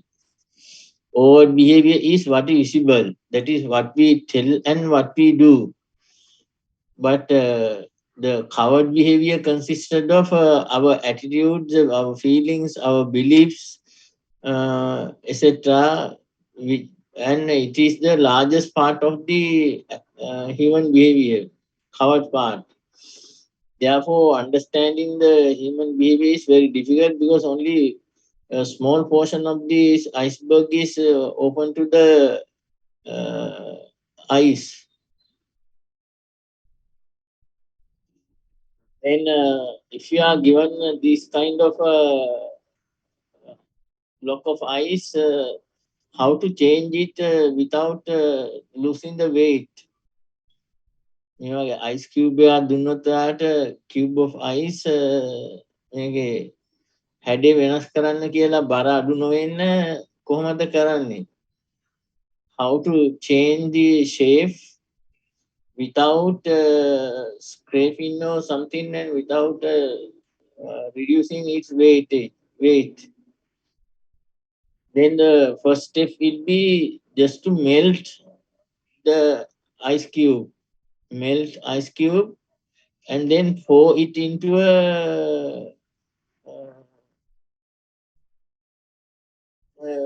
to a vessel that you want the particular shape, with the particular shape that you want. And then it is in the form of now water. So then refreeze it. Make it again an ice. Refreezing. So there are 3 steps involved in the changing process.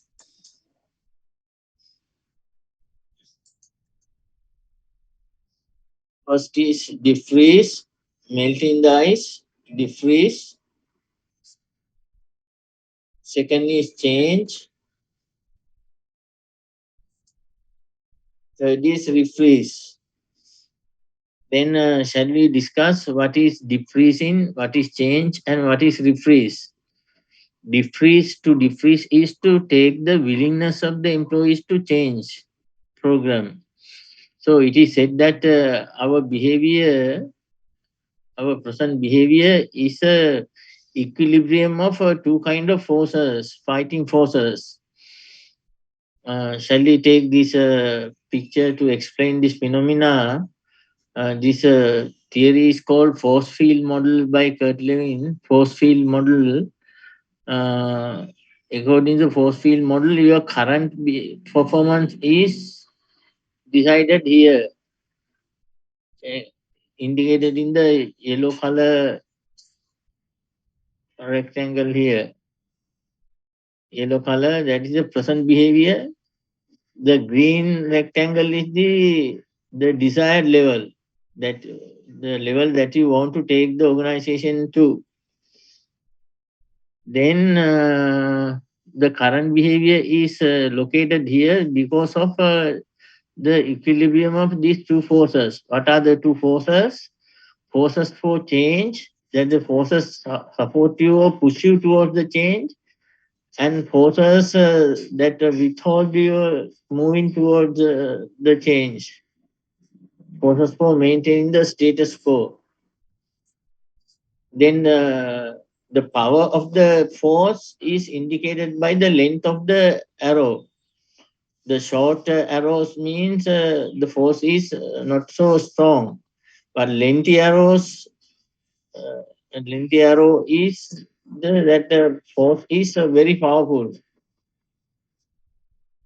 Then these supporting and opposing forces work in the same field, and finally current performance is decided here.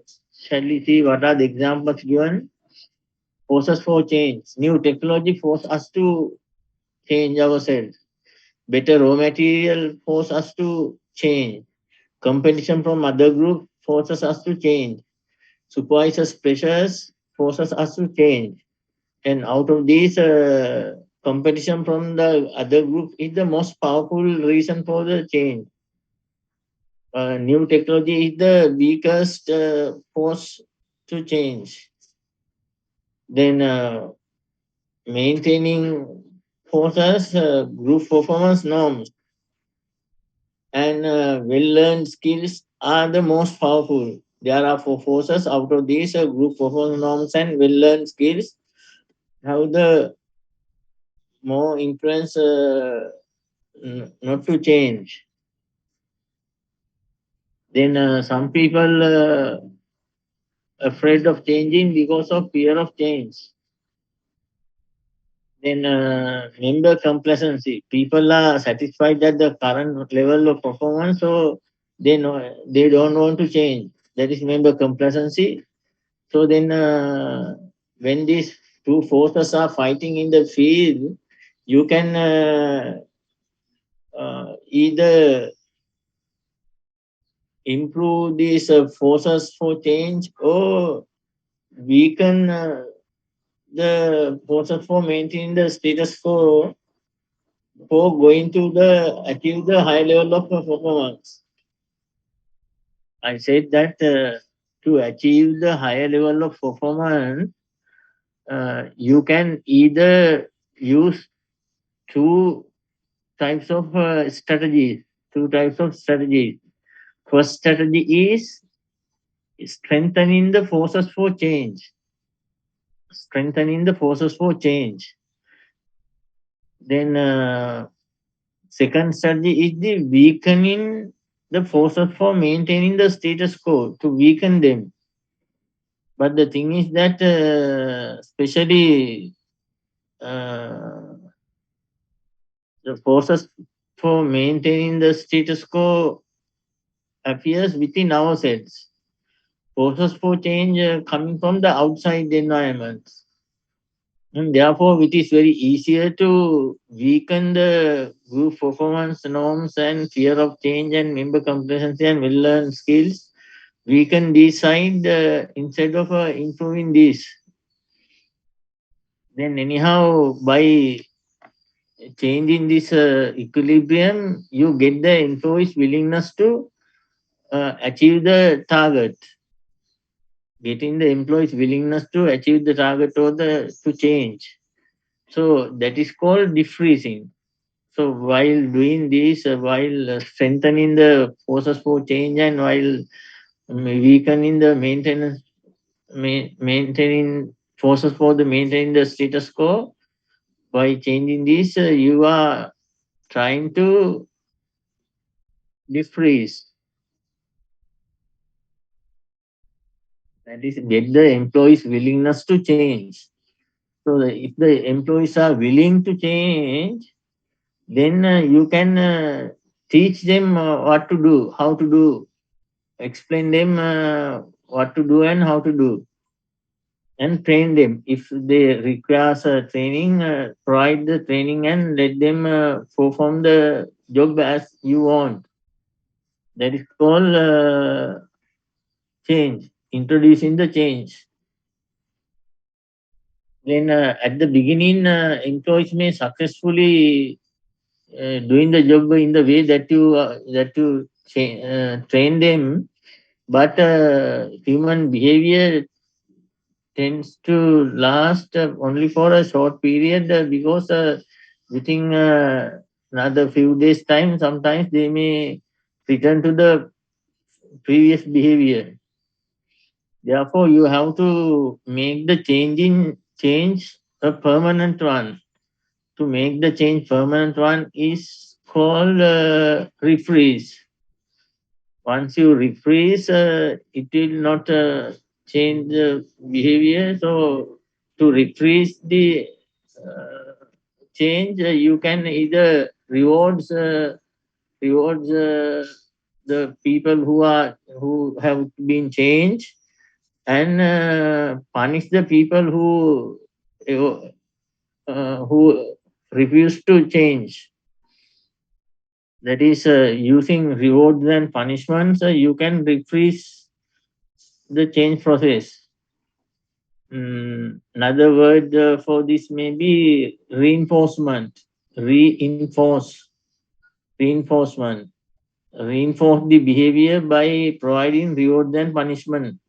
Reward for the people who are going along with change and punish the people who are not going along with change. Defreeze, change, and refreeze. These are the three steps of Levin's model of change. Any question regarding this?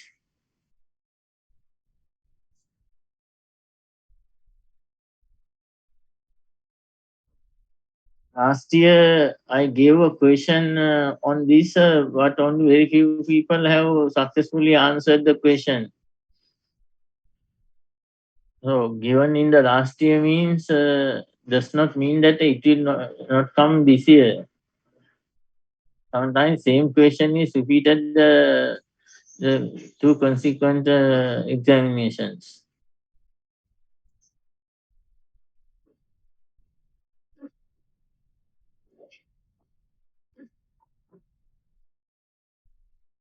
Characteristics of attitudes.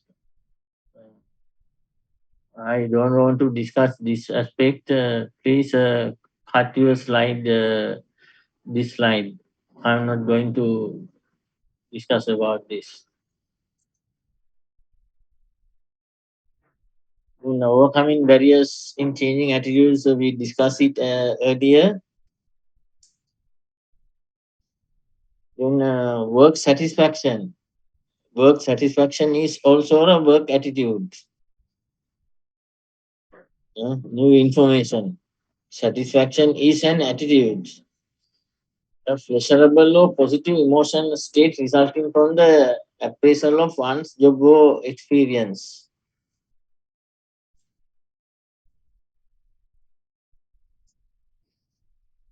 Influences of job satisfaction. Pay, the rewards, the work itself, promotions, supervision, work group, working conditions.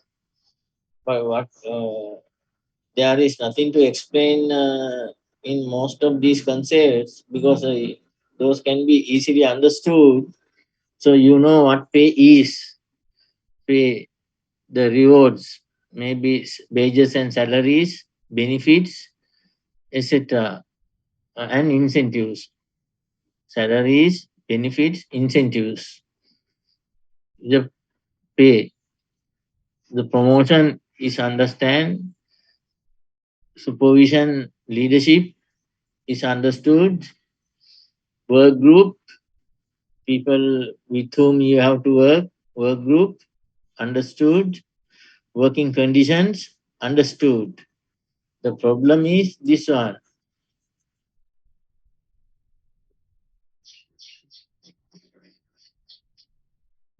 What is meant by the work itself? Uh, in the first semester, uh, you might have talk about human motivation theories, motivational theories. Can you tell me one or two of these motivation theories you have studied in the first semester? Please, someone? Maslow? Yes, Maslow very good. Maslow's Maslow's hierarchy of needs, theory X and Y. theory X and Y. Very good. Herzberg hygienic factors. Yes, Herzberg two factors theory. Herzberg's two factors theory. Herzberg two factors theory. What is passed by the message? What is the message passed by the two factors theory? Herzberg two factors theory එකකින් මොනවද කතා කරේ?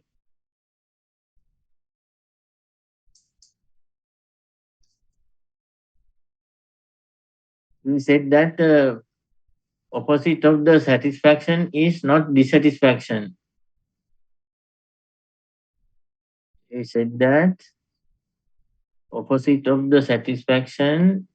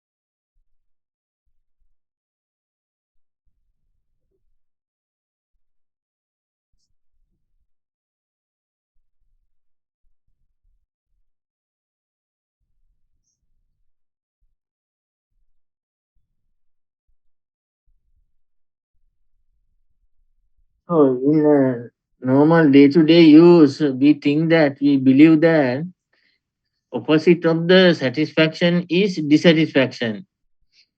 Shall I take this side and the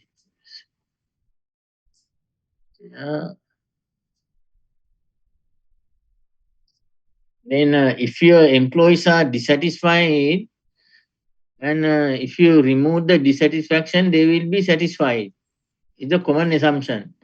But Herzberg said that this is wrong. He said the opposite of the satisfaction is not dissatisfaction. Then what it is?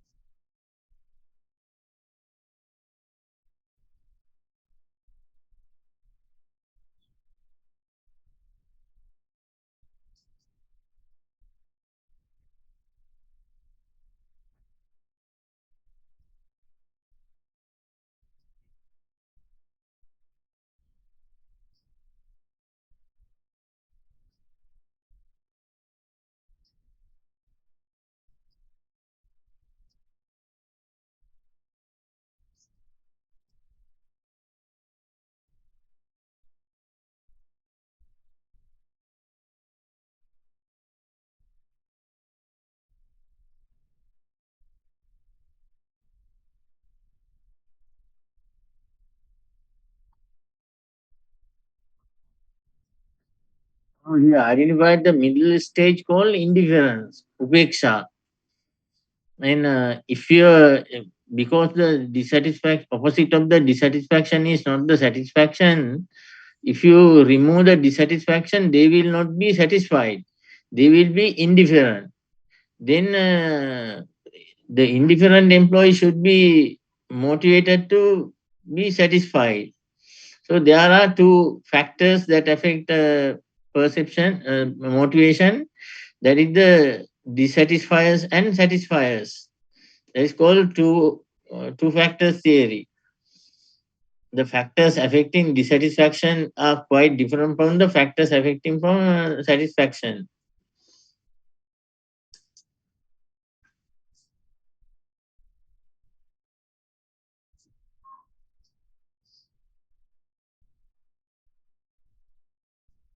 So what are the factors that affect the dissatisfaction? Those are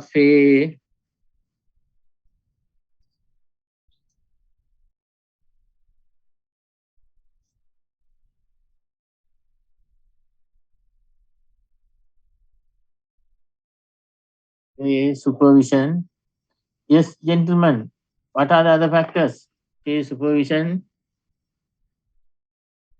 Working condition, Yes. Yes. Yeah, exactly correct. Working conditions. Then supervision, working conditions. What else? status, Status. Those are the lower level needs in the Maslow's hierarchy. Lower level needs in the Maslow's hierarchy. And decide you find the completely different set of factors. Those are recognition,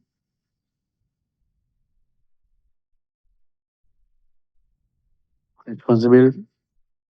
exactly, responsibilities. Then what else? achievements, Achievements, very good. Growth. Achievements. Then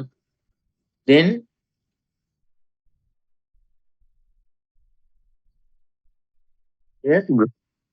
yeah, yeah, growth.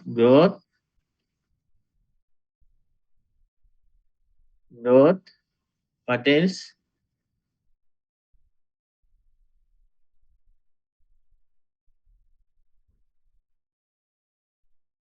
Job security.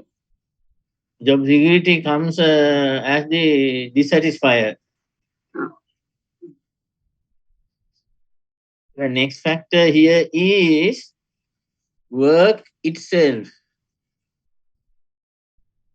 Work itself. Now tell me what is meant by work itself. These are the satisfiers just related or inbuilt within the job. The satisfiers inbuilt within the job, work itself. That is, it is the work itself, no any other outside factor that make the employee satisfied. Say for an example, many people say teaching is a noble profession. So any teacher can get a satisfaction by teaching itself. No rewards, no salaries, no recognition, no promotions, nothing is needed. The chance to teach is a source of motivation, work itself. So likewise, there are several factors related with work itself. Those are identified by Hackman and Oldham as the motivators to the job. What are these factors?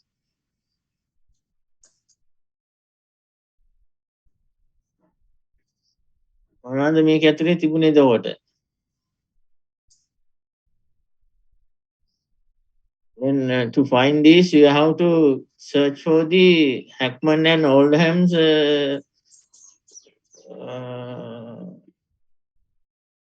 theory.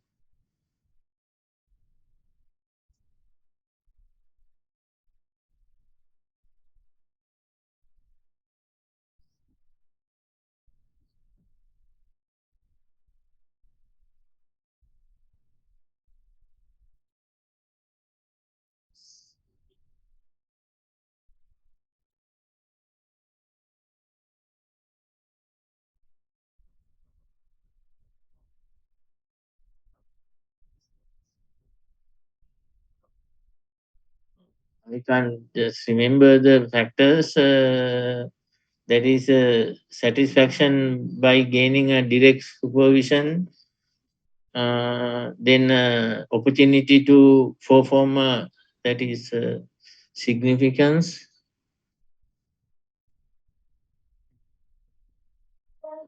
Task category.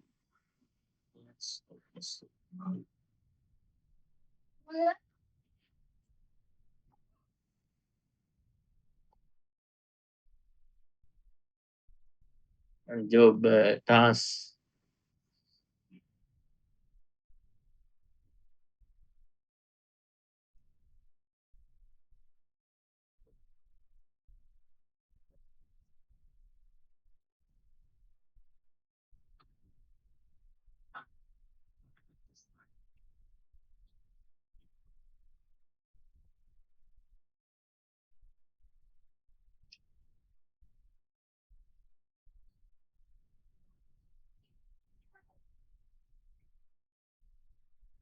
Skill variety.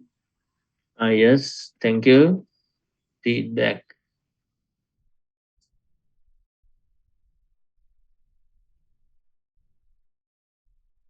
Autonomy.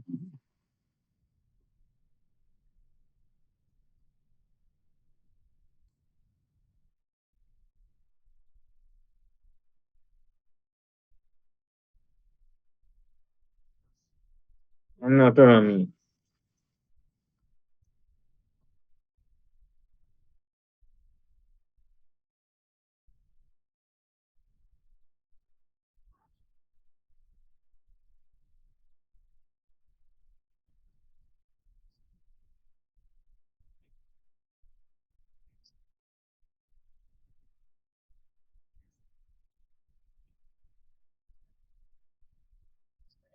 These are the factors intended by work itself.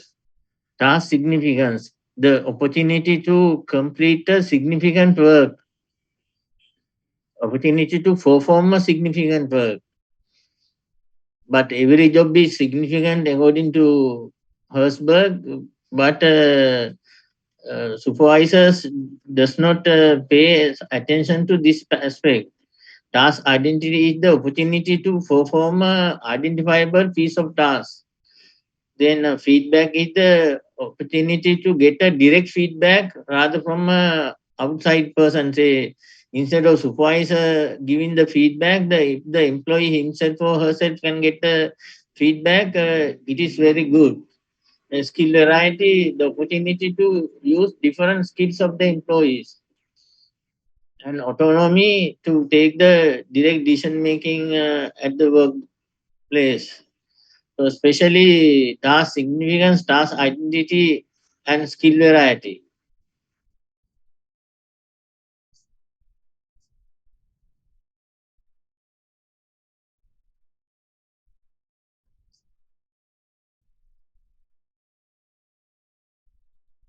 These first three factors, task significance, task identity, and skill variety, is badly affected by the scientific job design. Badly affected by the scientific job design. That is, when the task is simplified, when the task is broken into small pieces of work. Say, for an example, instead of tailor making a complete shirt, tailor is given the chance to fixing buttons only. Then task significance will be lowered, task identity will be lowered, skill variety will be lowered. Then this employee will not get the chance to get the satisfaction that is intended by work itself.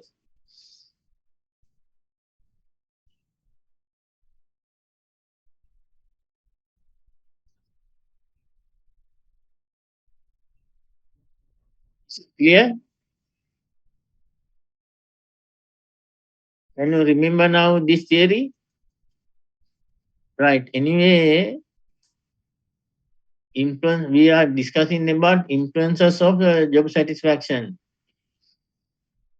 So pay, promotion, supervision, work group, working conditions, and the work itself.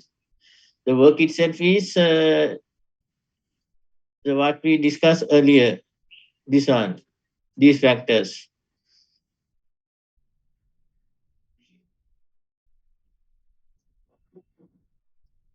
Then consequences of job satisfaction. Satisfied employees remain productive. Employee turnover will be lowered. Absenteeism will be lowered, and there will be a lot of other effects, but not paid attention in details. So, especially it is said the relationship between job satisfaction and productivity is a moderate one. Moderate level relationship is there in between productivity and job satisfaction, but job satisfaction and turnover and absenteeism are highly related.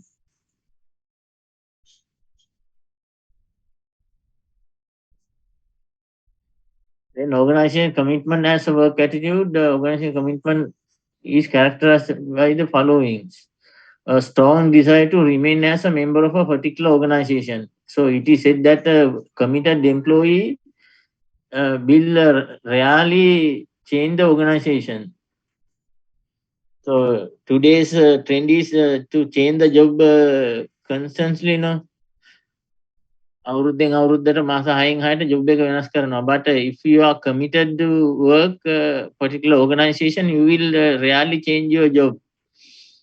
Then desire to exert high level of effort for the organization. That is a high level of motivation to work hard. And number 3, believe and acceptance of values and goals of the organization.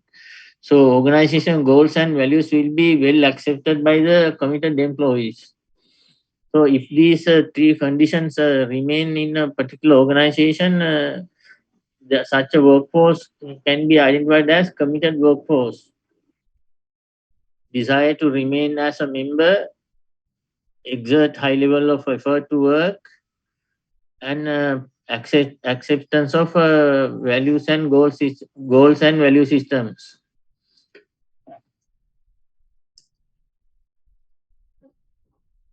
Then these days, another concept is being discussed with attitudes, mindset.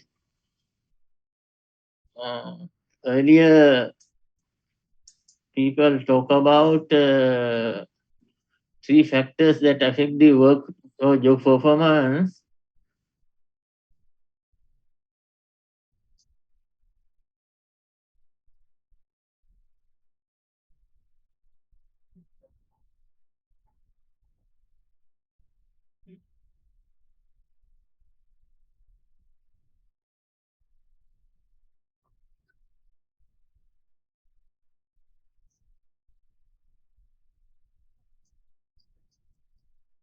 KSA. What is KSA? These are three factors that affect the job performance. Knowledge, skills, and Knowledge, attitudes. knowledge, skills, and attitude. We call KSA. Now, instead of KSA, people are talking about KSAM. KSAM.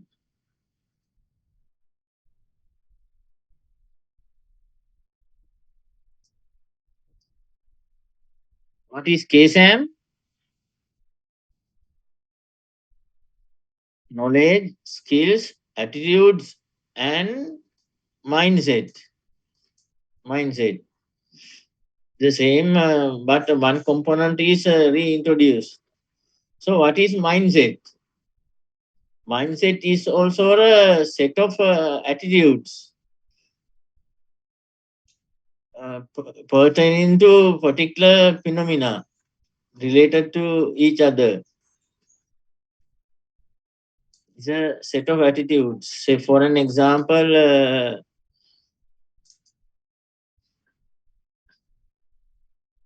if we take a yes, I can do attitude or the mindset, I can do it mindset, these kind of attitudes should be available there with the employee. Risk taking, perseverance, achievement orientation, proactiveness, optimism, internal locus of control, flexibility and adaptability, self confidence, accountability, visionary, creativity. When all these attitudes are taken together and having a big impact on the person's behavior, it is called mindset. So, mindset is another duplication of the attitudes, the set of attitudes. Then we said that the knowledge, skills, and attitudes are the most important factors, but the most important factor is not the knowledge, because knowledge can be gathered about the job within 1 day or 1 hour.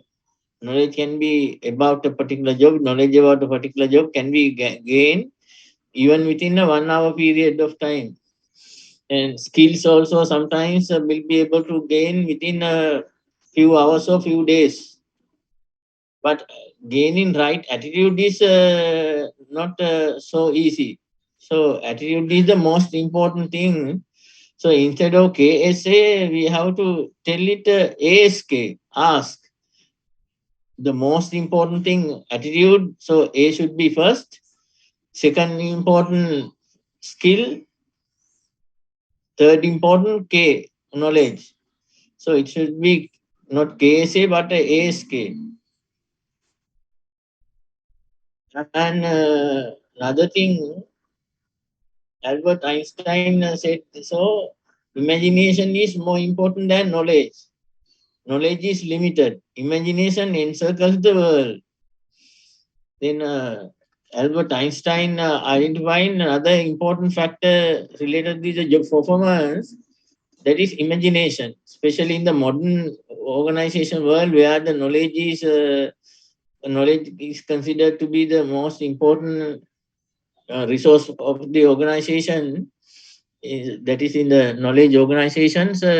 Imagination play a major role. Say for an example, Elon Musk had a lot of imaginations in his job. some of his imaginations were establishing a human colony in Mars.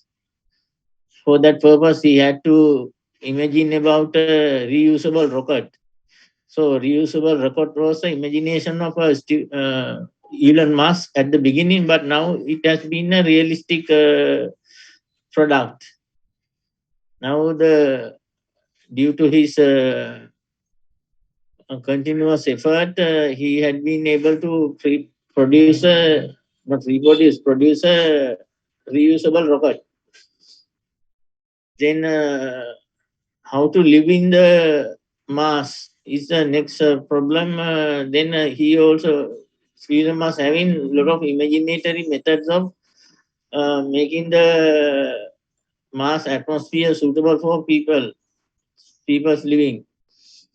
So Elon Musk became the world number one wealthiest person with this lot of imaginations.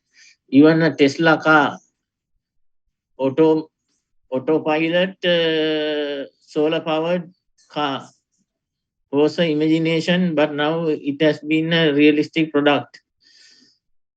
So it is the imagination that ultimately turn into creativity and innovations.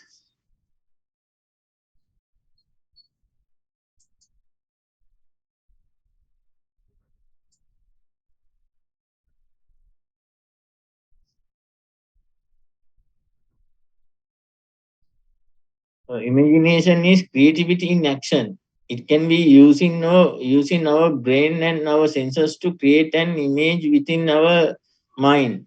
Imagination draws on our experience and knowledge of the world around us and combines them with the complete unknown to make something new. And the best example is the reusable rocket. When Elon Musk is trying to produce it, it was just an imagination. No one had successful in producing the reusable rocket. So he also failed 4 times. In the fifth time, he uh, correctly produced it. So that is at the beginning, reusable rocket was also an imagination. But with the creativity and innovation, it became a real product. So imagination is a ability of a person to just to imagine something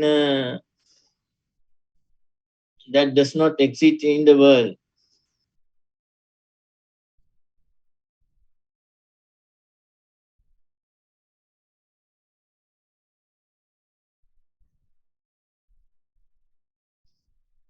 Then I think you might have heard about the Toyota Dream Car Art Contest. Toyota company is having a Dream Car Contest for children at the age of below the age of 12, as I can remember, because most of these young babies having their own mindsets about the world, not damaged by the grown people. මිනිස්සු වැඩිහිටිය වෙනකොට අපේ මනස අධ්‍යාපනයෙන් පුරුවල් කරලා තියෙන්නේ හිර කරලා තියෙන්නේ එලියට යන්න බැරි වෙන්න ගේට්ටු අහලා තියෙන්නේ අරක කරන්න බෑ මේක කරන්න බෑ අරක කරන්න බෑ මේක කරන්න බෑ කියලා. So as elders our imagination power is very less, but imaginative power of children are very high. So Toyota having the dream car contest to correct these imaginations of the babies and to make their product develop using the ideas of babies.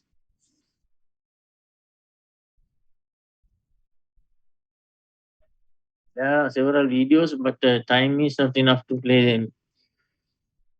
Mhm.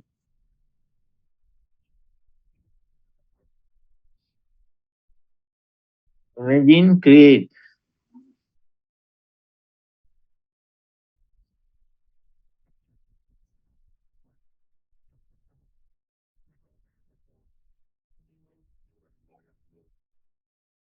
It's a kind of theft. දුප්පත් රටවල ළමයින්ගේ අදහස් හොරකම් කරගන්නවා Toyota company එකෙන්.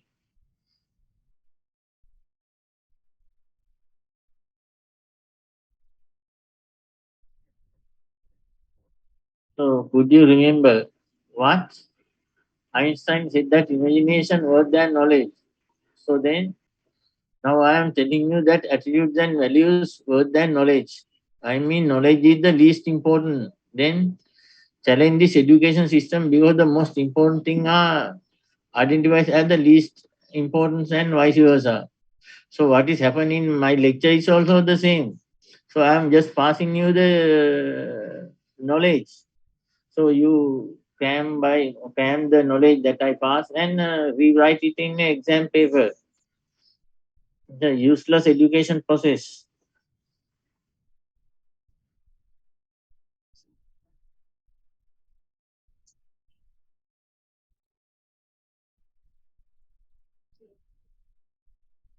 What Lord Macaulay said about India in 1835. I have traveled across the length and breadth of India, and I have not seen one person who is beggar, who is a thief. Such wealth I have seen in this country, such high moral value, people of such caliber, that I do not think we would ever conquer this country unless we break the very backbone of this nation, which is her spiritual and cultural heritage. And therefore, I propose that her old and ancient education system, her culture, for if the Indians think that all that is foreign and English is good and greater than our own, they will lose their self-esteem, their native culture, and they will become what we want them, a truly dominated nation. Lord Macaulay's address to the British Parliament on 2nd February 1835. So it is said that there have been a good education system in Sri Lanka also.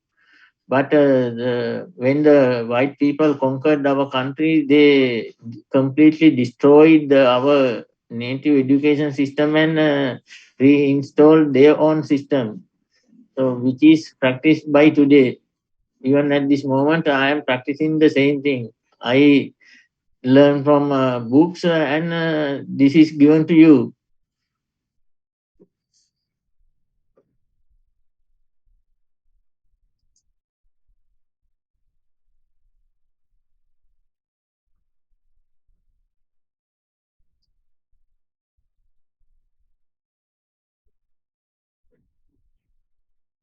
So finally, in India, Mahatma Gandhi implemented a lot of campaigns to uh, change what British people try to do.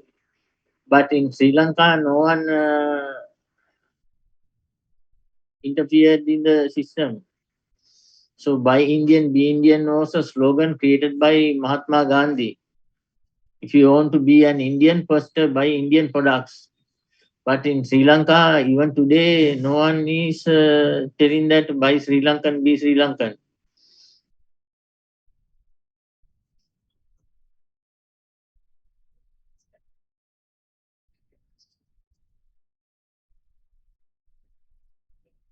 Mindset is a set of psychological characteristics, beliefs, attitudes, values woven together into a unique way of thinking and behavioral inclinations, innovations, exploiting opportunities before others.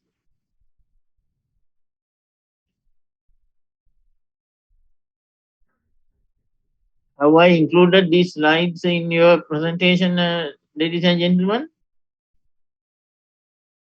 ඔයාලට එපු handout එකේ මේ mindset එක ගැන මේ විස්තර ටික තියෙනවද?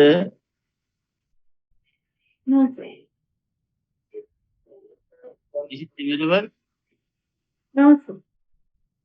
No.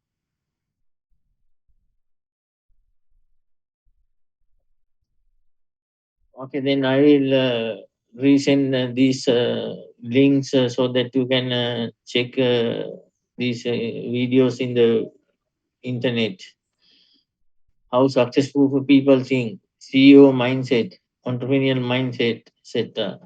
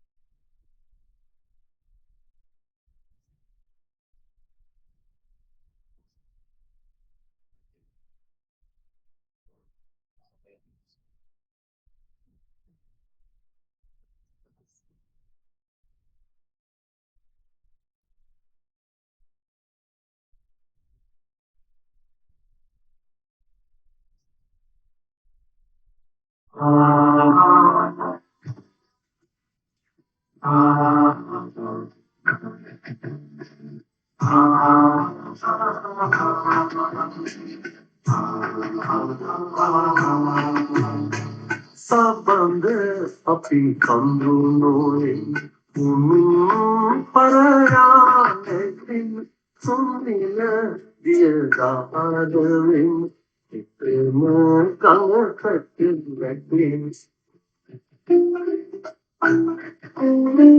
sabande api kandunoin parayane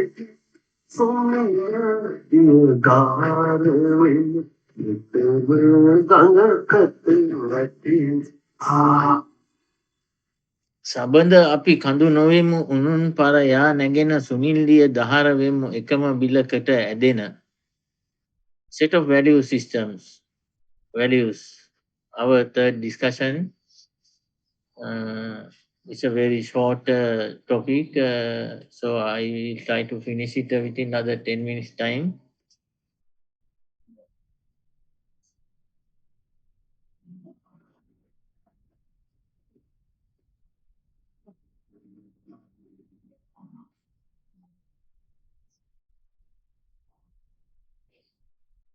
No matter what is happening here, IS people killing the Christians in their countries,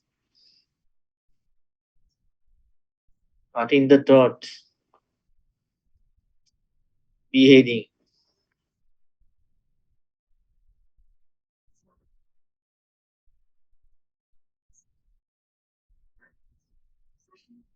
How Sri Lankan household was treated in Iraq. How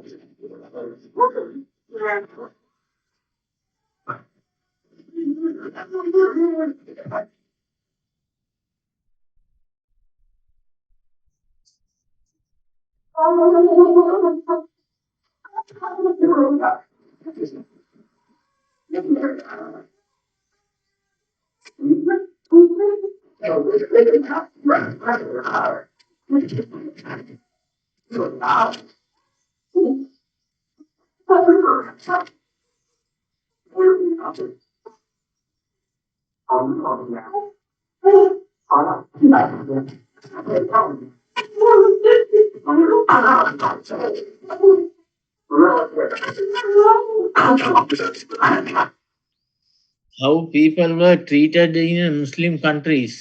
I don't know what is wrong there, but there is something wrong. Then read this statement by this gentleman. Train people well enough so they can leave. Treat them well enough so they don't want to. Take care of your employees and they will take care of your business. Clients do not come first, employees come first. If you take care of your employees, they will take care of the client. There is no magic formula for great company culture. The key is just to treat your staff how you would like to be treated. Who is this gentleman, ladies and gentlemen? Who is this man? Richard Branson. Yes, Richard Branson, Sir Richard Branson. So his main value in the in business is employee. He treat the employees at the first, but according to Philip Kotler, customer is the first for the some most of the managers in the world. Customer is the first, but here Richard Branson treat the customer as the second and the employees at the first because of his value system. This is such a person who believe in people name. Who is this man? Dan Gomez. Dan Gomez. I'm not. I can't remember whether I played some of his videos in the management lessons.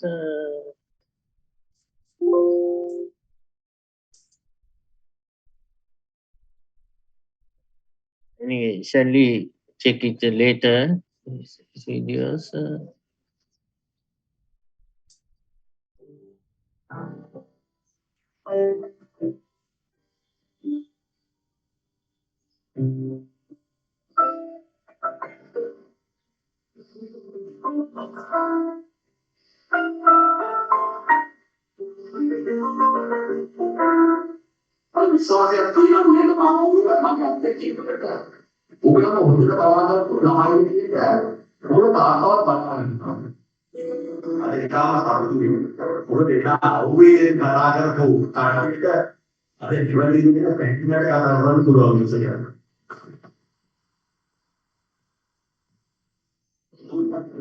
motor yang kedua, yang kedua, antara yang nama, ani komer pun dikruan, kita ramai sahabat mata kerja, dia ramai ulang uji, kita tidak sesuai dengan pasar, karena kita CNC visual saving, komunikasi network.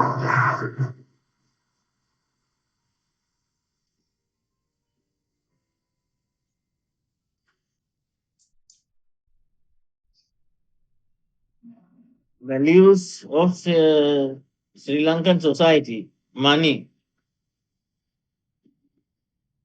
time, knowledge. It is in our university's motto, Vidya Upatatan Setta. Of the things that arise in this world, knowledge is the greatest. Melo Pahalu Selu Dein Dhanuma Shrestha. Health, Arogya Paramalabha. Woman was a value in Sri Lankan society earlier. I don't know what had happened now. Mother was a value in Sri Lankan society.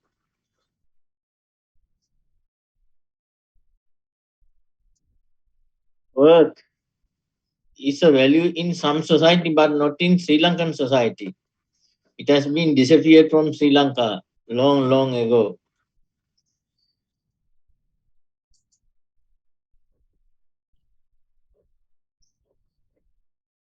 An employee who take his job as a value, work as a value. So what are values? There are two definitions, but I prefer the last one. Basic conviction about what is right and wrong. Basic conviction means a very primary belief that strong belief that particular behavior is right when contrasting with the opposite kind of behavior. What is right and wrong?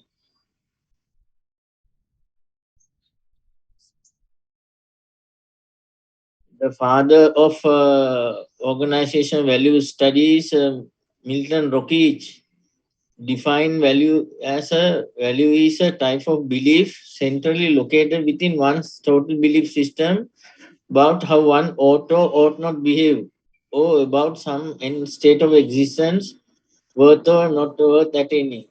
So, according to him, value is a kind of belief. It's a kind of belief. Belief that something worth than the opposite kind of phenomena of the same proposition. About how one ought or ought not behave, or about some end state of existence worth or not worth at any.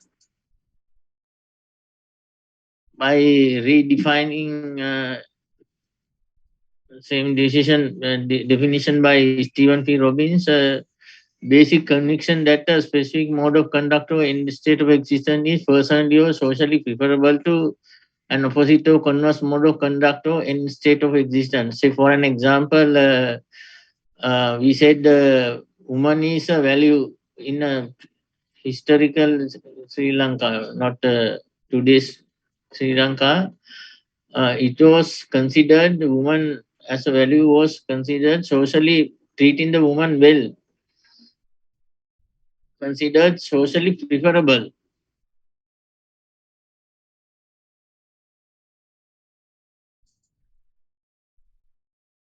A value system is a hierarchy based on ranking of an individual's values in terms of their intensity.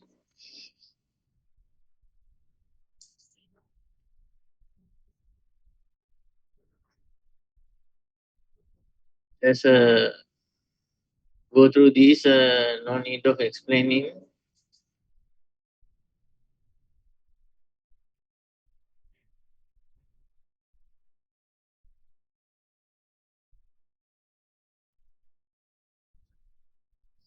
effect of values on management principles and practices, impact of values on organization behavior. So human values have a direct impact on any kind of human behavior in organization. So value system of organization is extremely important for any organization.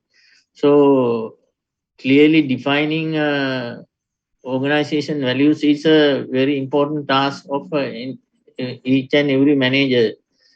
In some organization, I have seen they display their value systems in the organization so that everyone can see it and everyone can practice it every day.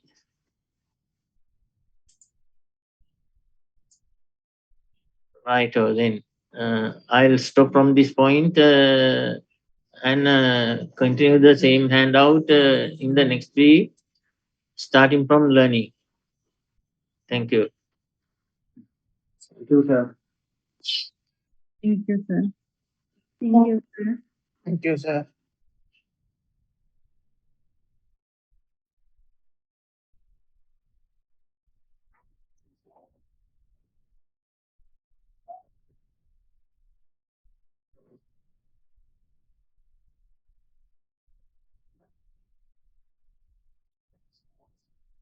Recording stopped.